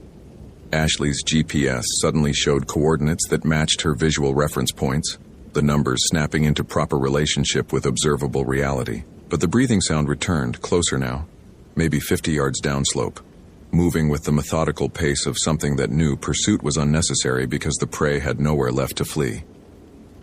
Ashley started moving northeast, toward Logan Pass, toward Ranger Station and back up in civilization. She didn't run. Running had accomplished nothing except exhaustion and disorientation. Instead, she maintained steady hiking pace, conserving energy, keeping visual contact with landmarks that finally stayed put when she looked away. She found Dakota Martinez at dusk, or what remained of Dakota Martinez, crouched in a hollow beneath an overhanging ledge, consuming something Ashley refused to identify too closely. The figure still wore Martinez's clothing, Arc'teryx shell, outdoor research pants, but the proportions were wrong, elongated, limbs too long and joints bending at angles human anatomy didn't permit. The figure's head turned toward Ashley, and in the fading light she saw eyes that reflected like a predator's tapetum lucidum, pupils huge and black, surrounding them with only minimal sclera visible. Ranger Rodriguez. The voice was Martinez's voice, mostly, stretched thin over something else. "You shouldn't have come. I told you not to come. I'm still hungry and you're alone, and I don't think I can stop myself much longer." Ashley kept 20 yards distance, positioned herself where she could retreat if necessary. "Dakota, listen to me. What's happening isn't your fault. You encountered something and it's changing you, but transformation isn't complete yet. The legends say there's a window, a period where acknowledgement can stop the progression." "What legends?" Martinez laughed, the sound bubbling with madness. "This isn't a legend. This is me being so hungry I can't think about anything except eating. And I already ate something I shouldn't have. Something that made me want more. And now I can feel myself becoming something that will never stop being hungry." "Wendigo," Ashley said clearly. "That's what the Blackfeet call it. Algonquian cultures across the northern forests have different names but same concept. Spirit of endless consumption. Transformation through violating sacred prohibitions. It's real. You encountered it. But you're still you enough to be talking to me, which means the process isn't irreversible yet." Martinez stood, unfolding to a height that shouldn't fit under the 6-foot ledge clearance. "How do I stop it?" "Fire. Community. Acknowledgement." Ashley rattled off what she remembered from training. "The Wendigo can't maintain form when exposed to fire or surrounded by people who name it and refuse to deny its existence. But you have to come with me, have to return to the ranger station where—" "I can't." Martinez shook their distorted head. "I'll try to eat someone. I can feel it. The closer I get to people, the stronger the hunger becomes. It's not regular hunger, Ashley. It's not physical need. It's metaphysical starvation. Like I'm empty in ways that go deeper than my body, and the only thing that temporarily fills the void is consumption." Ashley thought about the elk, hollow from within. Thought about the cold that surrounded feeding sites, as though the Wendigo consumed heat itself as well as physical matter. Thought about how she'd spent the last 6 years training her mind to reject supernatural explanations, even when evidence contradicted material assumptions. "Then we do it here," she said. "We build a fire. I call for backup. We surround you with witnesses who acknowledge what you are without denying your humanity. The legends say that works too. Community recognition preventing full transformation." "And if it doesn't work?" Martinez asked quietly. "Then I have bear spray, emergency flares, and 6 years of wilderness survival training." Ashley unclipped her equipment, began gathering deadfall. "But I'm not leaving you to become something that hunts other hikers. That's not how search and rescue works." She built the fire methodically, using ferro rod and natural tinder, creating a sustainable burn rather than flashy flames. The fire seemed to stabilize Martinez, who retreated to the hollow's far edge, watching the flames with expression caught between hunger and relief. Ashley tried her radio. This time, miraculously, base station answered. "Rodriguez, where the hell have you been? We've had teams searching for you for 3 hours." 3 hours. She'd been gone 8 by her watch, but time apparently followed its own rules in Wendigo territory. "Found Martinez," Ashley reported. "Coordinates 48.7081, 130 Moines 7234. Situation is complicated. I need evacuation team, medical support, and someone from Blackfeet Cultural Liaison Office immediately." "Is Martinez injured?" Ashley looked at the elongated figure crouching in shadows, eyes reflecting firelight. "Yes, but not in ways your standard protocols address. Just trust me and bring everyone I requested, and bring more fire, road flares, fuel, anything that burns." She kept the fire burning through the night, adding wood methodically, maintaining the boundary between Martinez and the transformation that wanted to complete itself. They talked sporadically, Martinez describing the cold that had crept through their chest, the hunger that had started as normal appetite and metastasized into existential emptiness, the moment they'd crossed whatever boundary separated human from other. "I ate a rabbit," Martinez confessed as dawn approached. "Found it dead already, probably killed by an eagle. And I was so hungry, and it seemed fine, seemed harmless. But it was wrong somehow, tainted. And after I ate it, the hunger got worse instead of better. Like I'd opened a door that shouldn't be opened." Ashley thought about taboos, about how every culture developed prohibitions around death and consumption and boundary crossing. Maybe those prohibitions weren't arbitrary superstition, but practical wisdom encoded across generations. Warning systems that said, "Here there be monsters if you violate these specific rules." The rescue team arrived at 6:40 hours. Paramedics, rangers, and critically, an elderly Blackfeet woman named Mary Talks to Sky, who listened to Ashley's explanation without skepticism or dismissal. "Witikow," Mary confirmed, looking at Martinez with sad recognition.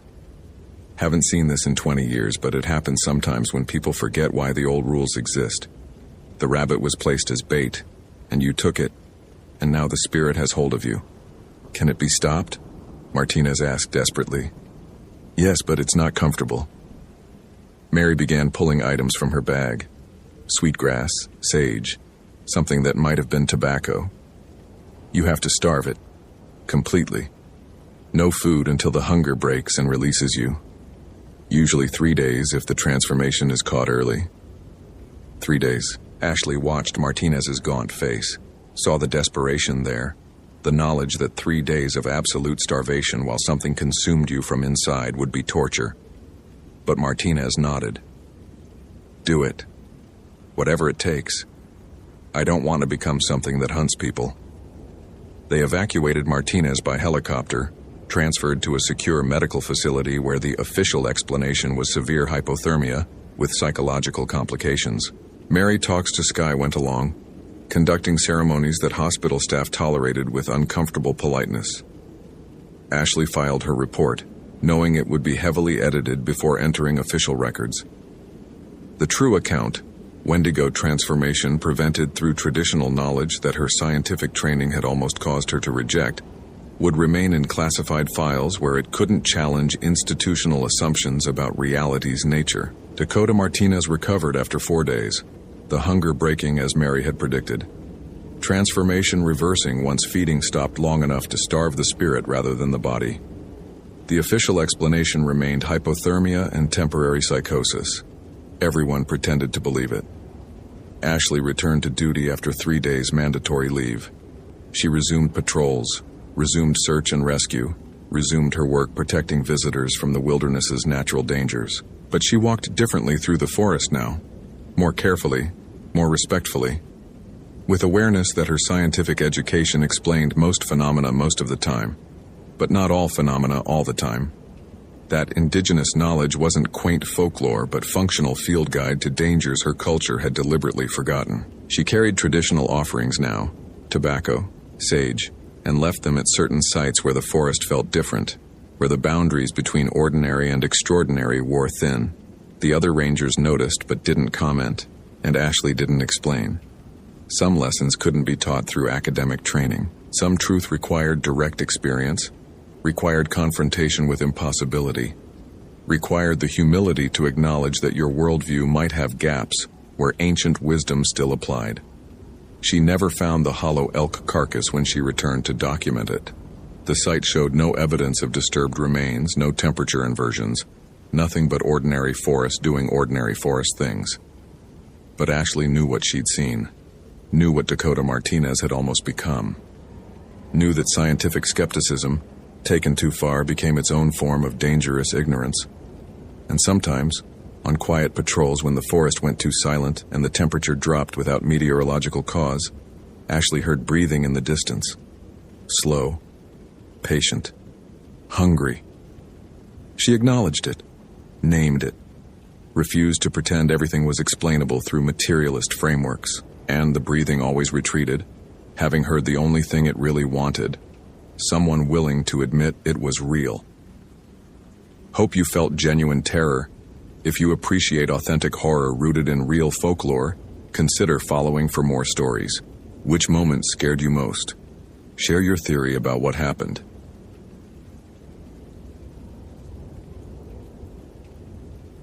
Matthew Davidson found Justin Taylor's journal on a trail that didn't exist on any map. A trail that led in 5 different directions simultaneously, depending on which eye he closed. He'd been a ranger at Olympic National Park for 8 years, long enough to know every documented path through the Enchanted Valley. Long enough to have memorized the elevation changes, the creek crossings, the places where the trail forked and rejoined. This wasn't one of them. This trail appeared between 2 lodgepole pines that Matthew had photographed just 3 months ago for a park survey. Trees that had stood exactly 18 inches apart, too narrow for any passage. Now they framed an opening wide enough to walk through, and beyond them stretched a path worn smooth by what looked like decades of foot traffic. The journal lay in the exact center of the trail, spine up, pages fluttering in wind that Matthew couldn't feel on his own skin. He checked his Garmin eTrex 30. The coordinates placed him at 47.8234 degree N, 123.4521 degree in W, precisely where he should be according to his search grid. The elevation read 2,847 feet. Everything normal.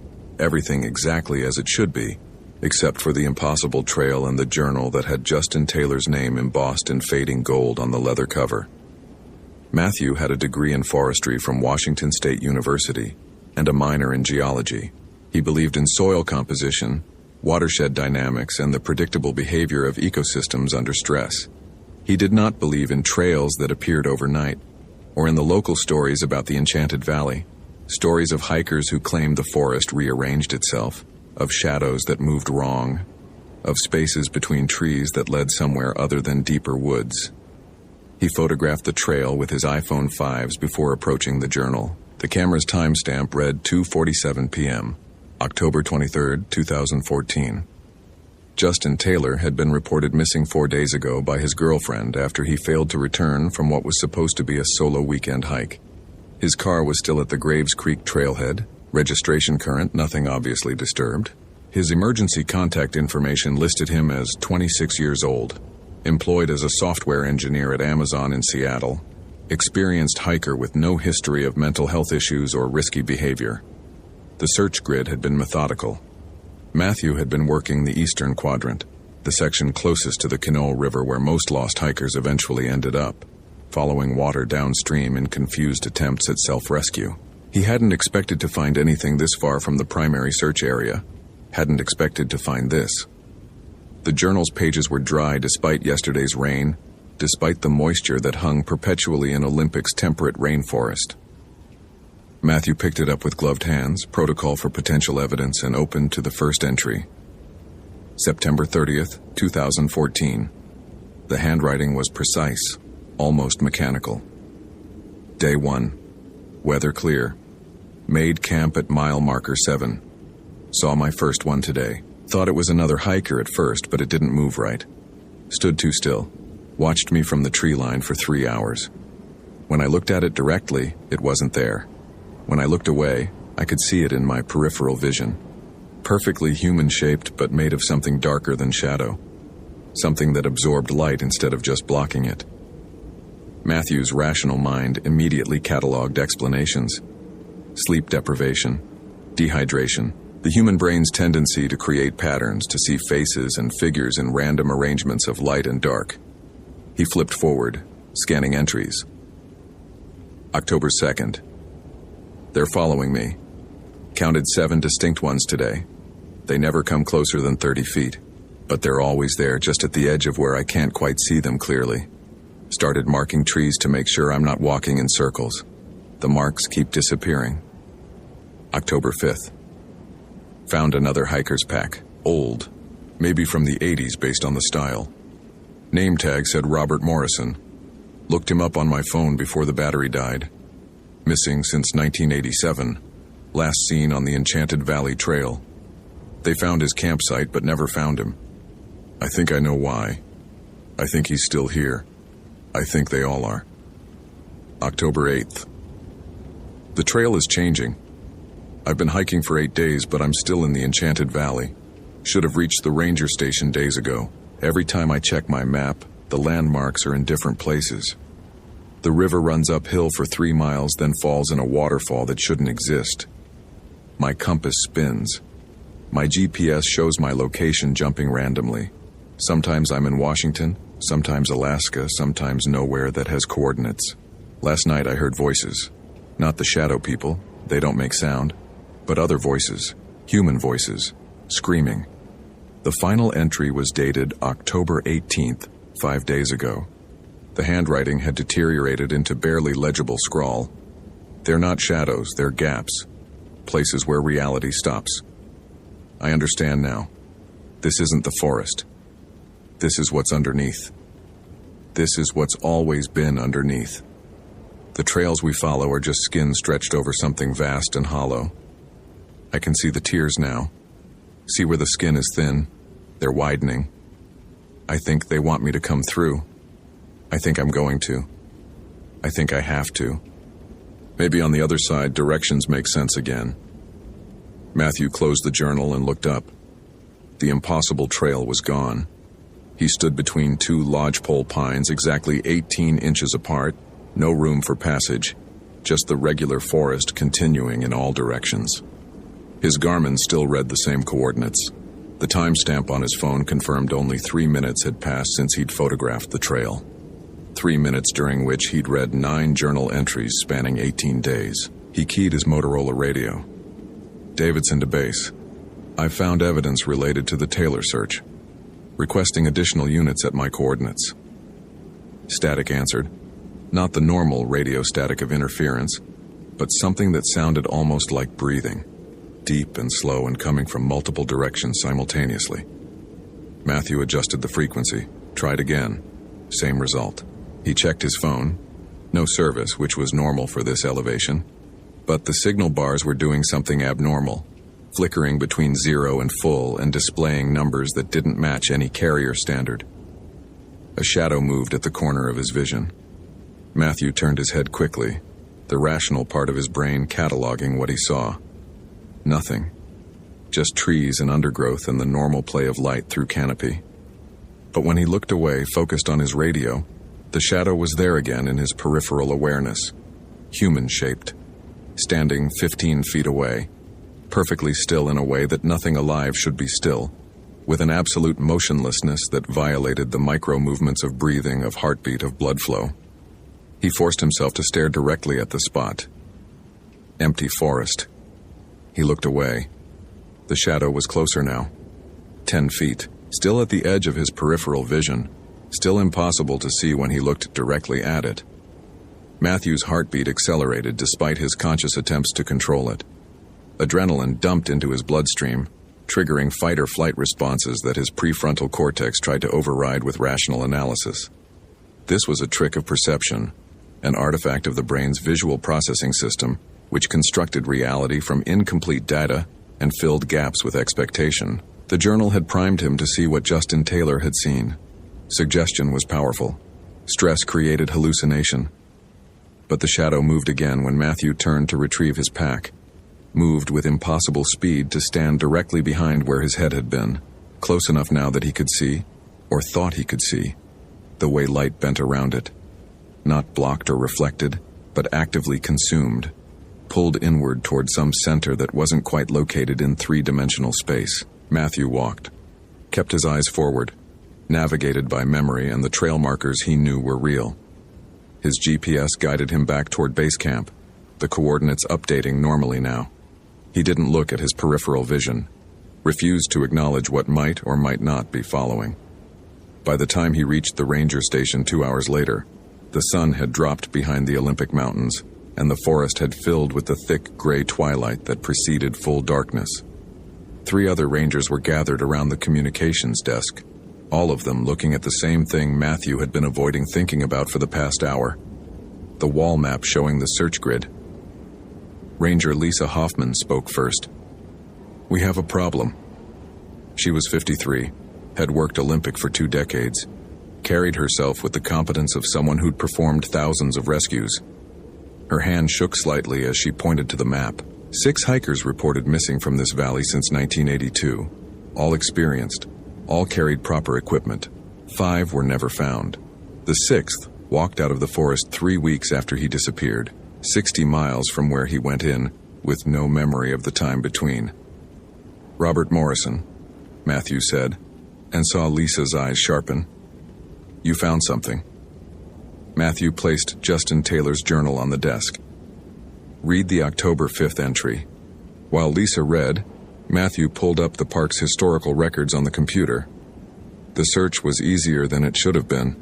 Someone had already compiled a file titled Enchanted Valley Disappearances, last modified 3 months ago by a user account belonging to Ranger Thomas Webb, who'd retired in June after 30 years of service.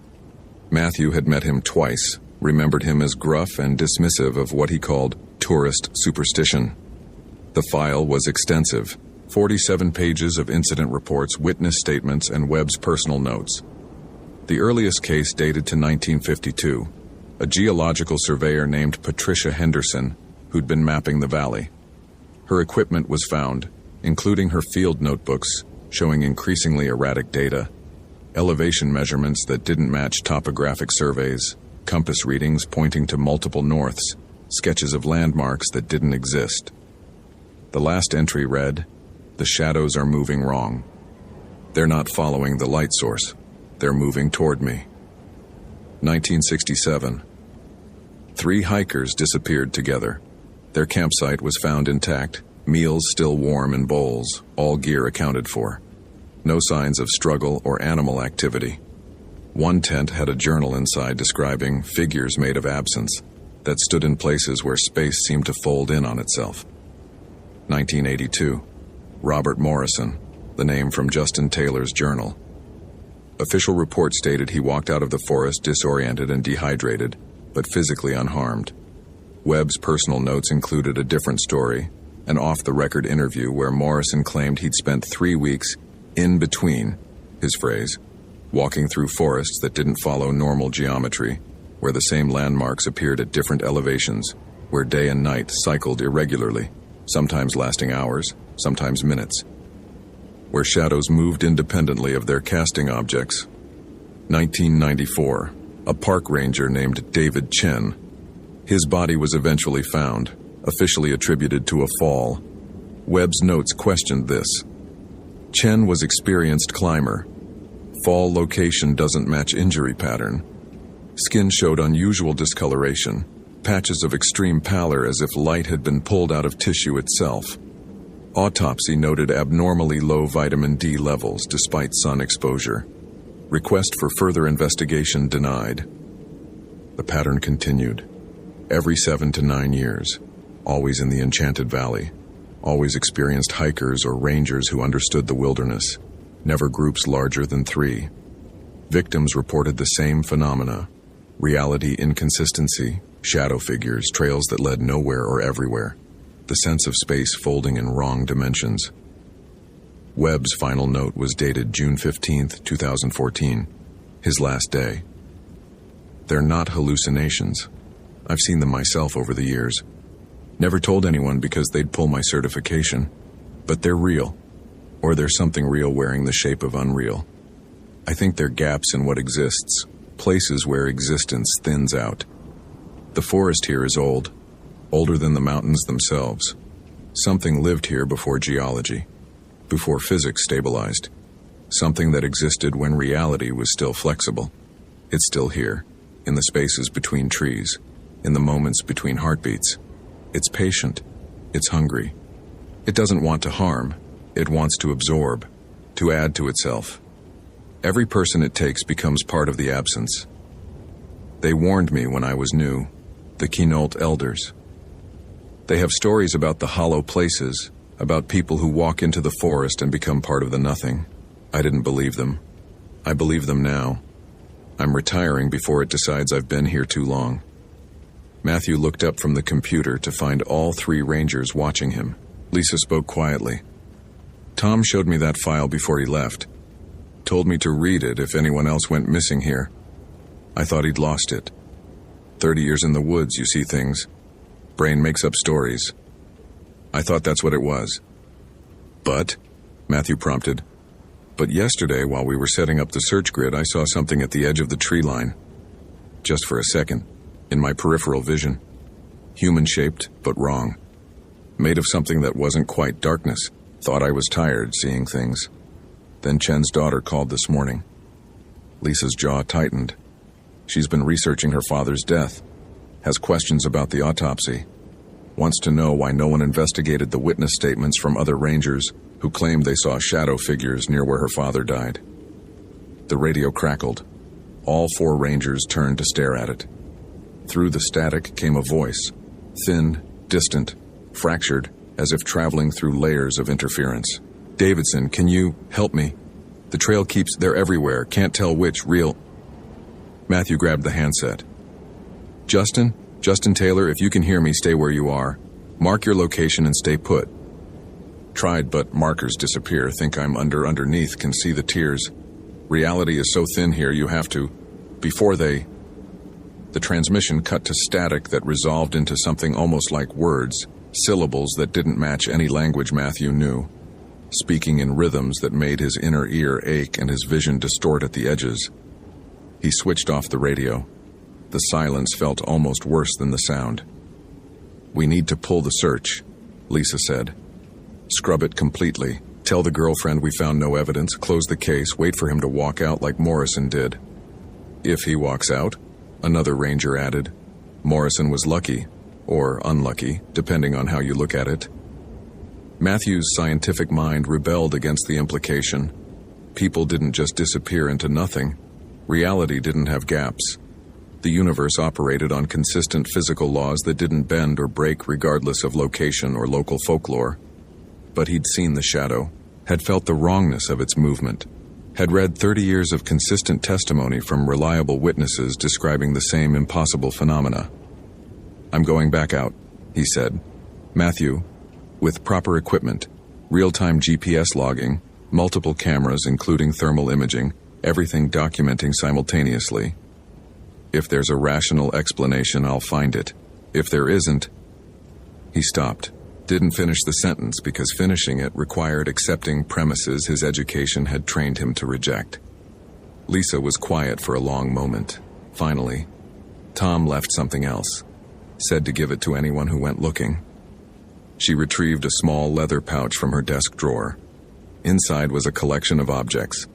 salt in a sealed container, a bundle of dried herbs Matthew recognized as sage, a piece of obsidian carved with symbols he didn't recognize, and a handwritten note. The note read, "The Kino call them stolen spaces, places where the world forgot to be. They say salt marks boundaries the stolen spaces can't cross. Sage smoke makes them visible, or makes the edges visible anyway. Obsidian holds old magic, reflects what shouldn't be reflected. Don't know if any of it works. Don't know if anything works. But if you're reading this, you're going in anyway. So take it. And Matthew, if you're the one reading this, I'm not surprised. You're like me. You need to understand, that need will kill you if you're not careful. Or it will make you see things you can't unsee. Same thing, maybe." Matthew pocketed the pouch. "I need to prep. Leaving at first light." He didn't sleep that night. Instead, he spread the contents of Justin Taylor's journal across his bunk, photographing each page, analyzing the progression of entries. The handwriting deteriorated not just in neatness but in fundamental consistency. Letters that changed size mid-word, lines that curved impossibly around the page margins, a final entry whose text seemed to shift slightly every time Matthew looked away and back again, as if the words themselves couldn't decide what they wanted to say. At 3 a.m., Matthew opened the park's personnel files and cross-referenced names with the disappearance cases, found connections that made his hands cold. Patricia Henderson, the 1952 surveyor, had been Thomas Webb's grandmother. The name had been buried in files because she'd married and changed it. Webb had grown up hearing stories about his grandmother who'd walked into Olympic and never came out, who'd left notebooks filled with impossible data that the family kept in an attic somewhere, treated as evidence of mental decline rather than accurate observation. David Chen's incident report included a detail that hadn't been in Webb's notes. 3 days before his death, Chen had reported equipment malfunctions, compass failures, GPS showing him in impossible locations, once placing him in Seattle while he was demonstrably standing at 4,000 feet elevation in the park. He'd attributed it to magnetic anomalies. The report had been dismissed as equipment failure. Every disappearance followed the same pattern: initial contact with shadow phenomena, then equipment malfunctions, then the victim walking into areas where reality seemed unstable, finally vanishing into spaces that shouldn't exist. Matthew's scientific training screamed against the implications, but his pattern recognition couldn't ignore them. This wasn't random. This was systematic. Something in the Enchanted Valley was hunting. Had been hunting for decades, using a method that left almost no evidence because it removed people from causality itself. Dawn came gray and thick with mist. Matthew loaded his pack with standard search equipment plus additions. 3 smartphones with different GPS software, a GoPro camera set to continuous recording, a thermal imaging scope borrowed from the Wildlife Observation Program, Webb's leather pouch, and a laminated print of the 1890 Geological Survey map showing the valley before modern trails were established. The early geology was interesting. The Enchanted Valley sat in a formation where 3 separate tectonic events had created a junction of rock types that normally wouldn't be adjacent: ancient seafloor, volcanic intrusion, and glacial deposit. The angles didn't match standard geological models. Whoever had surveyed it had noted spatial anomalies suggesting errors in measurement equipment, and recommended additional study that apparently never happened. Matthew hiked alone, following the search grid to the coordinates where he'd found Justin's journal. The forest was quiet. Wrong kind of quiet. Birds should have been active at dawn, but he heard nothing except his own footsteps and breathing. The mist clung lower than it should, pooling in valleys and between trees, never dispersing despite the morning thermals that should have lifted it. He reached the 2 lodgepole pines at 7:23 a.m. according to his GPS log. They stood 18 inches apart. As he watched, the gap between them widened. Not the trees moving, the space itself expanding, like reality stretching to accommodate something that needed more room. Within 10 seconds, the gap was wide enough to walk through, and beyond it lay the trail that shouldn't exist. Matthew activated all his recording equipment and stepped through. The transition was immediate and visceral. Temperature dropped 15 degrees. The quality of light changed, becoming diffuse and directionless as if emanating from the air itself rather than the sky. His GPS immediately showed conflicting data. One phone placed him at his starting coordinates, another showed him 3 miles north, the third displayed coordinates that didn't exist, numbers too large for terrestrial latitude and longitude. The trail ahead looked worn and well-maintained, marked with cairns that showed decades of careful placement. But when Matthew checked his thermal scope, the cairn showed no heat signature. Not cold. Absent. No temperature at all, as if they existed in a space where thermodynamics didn't apply. He walked forward, each step feeling slightly off, as if gravity's pull came from a direction 5 degrees askew from down. The sensation made his inner ear protest, triggering mild nausea. His GoPro footage, when he checked it, showed normal forest. But when he pointed the thermal scope at the same view, the trees showed heat patterns that didn't match their visible structure. Warm patches where no sun penetrated, cold spots in direct light, and between some trunks, absolute black zones with no temperature reading at all. The shadow people appeared gradually. First one standing 30 feet ahead at a trail fork. When Matthew looked directly at it, he saw only empty trail. When he focused on his GPS while keeping the location in peripheral view, the figure was clearly visible. Human proportioned, 7 feet tall, made of something that bent light around itself, creating a perfect absence in the visual field. He tried the sage from Webb's pouch. The smoke curled normally at first, then twisted in directions that violated fluid dynamics, spiraling around invisible obstacles and defining boundaries Matthew couldn't see with unaugmented vision. Where the smoke touched, it revealed edges. Thin lines in space where the forest seemed to fold along seams. Reality origami creating spaces that shouldn't geometrically fit. Through the thermal scope, the edges glowed faint red, cooler than surroundings but not cold. And standing at those edges, dozens of shadow figures. They didn't move as he approached, didn't react, just stood in positions that suggested they were guarding the seams, or perhaps had become part of them, merged with the gaps they inhabited.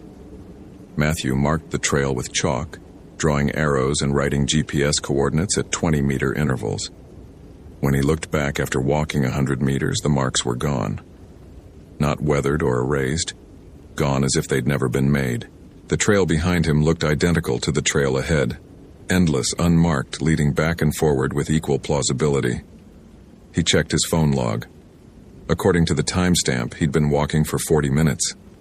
His watch showed the same, but his backup chronometer, a wind-up mechanical watch specifically chosen because it relied on springs and gears rather than electronics, showed 3 hours had passed.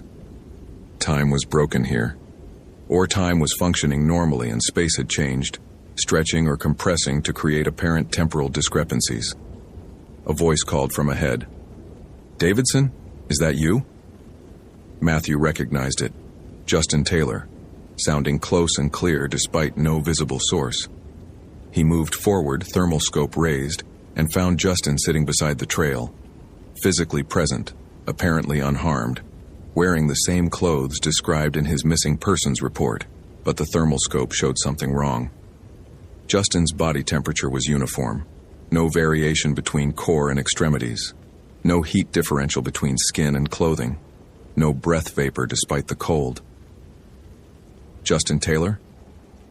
Matthew kept his distance, hand on his radio despite knowing it wouldn't work here. "I think so. Hard to tell anymore. How long have I been here?" 4 days since you were reported missing. Your journal said 18 days. Justin laughed, and the sound echoed wrong coming from multiple directions. 18 days, 4 days. Both wrong, both right. Time doesn't work the same once you're underneath. I've been here minutes and years. I've watched the trees grow and decay in cycles. I've seen the mountains rise and fall. Or maybe I've been here 10 minutes and my brain is breaking trying to process input it's not designed for. Matthew raised his phone, started recording video. The screen showed Justin clearly, but when Matthew looked at Justin directly, the man's edges seemed fuzzy, uncertain, as if he existed only probabilistically. "What is this place?" Matthew asked. "It's what's always been here, We just don't see it usually. The world is thinner here. The membrane between what exists and what doesn't. They live in the gaps. Justin gestured at the shadows. They're not creatures. They're the absence of existence taking shape, places where reality forgot to be, forming into something that almost has agency. They don't mean harm. They just are. And when you spend too long near them, you become thin too. Probabilistic, uncertain. I'm going to get you out. Justin's expression was sad. I don't think I can leave. I don't think I'm real enough anymore. Every day here I feel myself becoming less. Memories fade not because I forget, but because they stop having happened. My childhood is getting fuzzy.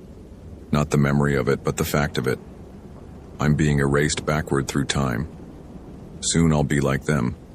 Just a shape that used to be someone, standing guard at the places where existence tears.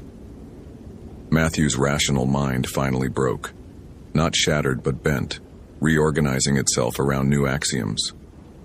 Reality was local. Physics was consensus. The universe ran on rules that could be violated in spaces where those rules had never been properly established. This valley was old, older than the mountains. It remembered or failed to remember a time before matter and energy had settled into stable patterns. The journal, Matthew said. Your final entry. You wrote that you understood, that you were going through. I went to see what was on the other side of the tears. Found out there's no other side. Just more gap. Infinite absence. I'm standing in it now. So are you. We're having this conversation inside nothing, inside the space between spaces. When you leave, if you can leave, I'll still be here. Part of the static. Part of what doesn't exist. The shadow figures moved closer. Not walking, but appearing in new positions, their geometry allowing them to traverse distance without crossing the space between. They surrounded Matthew and Justin, dozens of them forming a circle that pulsed with non-existence. Matthew pulled out the obsidian from Webb's pouch, threw it. When he held it up and looked through its polished surface, he saw the truth. The valley wasn't a place. It was a wound. A gap in the fabric of reality where the universe had failed to completely form, leaving a pocket of protospace where existence remained uncertain. The shadow people were echoes of everyone who'd ever gotten lost here. Probabilistic ghosts gradually losing coherence as their past dissolved. And he could see himself beginning to fade. His hands looked translucent when viewed through the obsidian, his own past becoming uncertain. If he stayed, he'd become like Justin, like all the others, standing guard at the edges of nothing until even the memory of having been someone dissolved completely. Matthew ran. Not back the way he'd come. That trail led nowhere now, but perpendicular to the logic that had brought him here. He ran across the fold lines he could see through the sage smoke, through the gaps the thermal scope showed as absolute zero, through the spaces where the shadow figures stood guard. Some tried to stop him, or maybe they tried to incorporate him, to add him to their chorus of absence. He felt their touch like cold fire, like the sensation of limbs falling asleep and waking up simultaneously, like the moment between existing and not. He broke through. The transition was violent. Gravity reasserted itself with full force, dropping him to his knees. Temperature surged back to normal. His ears popped as air pressure stabilized. All 3 GPS units on his phones locked onto the same coordinates. 47.8234 degree N, 123.4521 degree W, the same position where he'd entered. Matthew looked at his watch. 7:24 a.m. 1 minute had passed. His mechanical chronometer showed 2:13 p.m. 7 hours in a space that had lasted 1 minute. His GoPro had recorded nothing. The video jumped from him stepping between the pines to him stumbling back through with no frames captured in between. But his body knew. His muscles ached from hours of hiking. His water supply was depleted. And in his hand, he held something that hadn't been there before. A small object made of the same material as the shadow figures. Solid absence given form. It was cold beyond any physical cold, pulling heat from his palm without itself warming. Behind him, the gap between the lodgepole pines narrowed to 18 inches.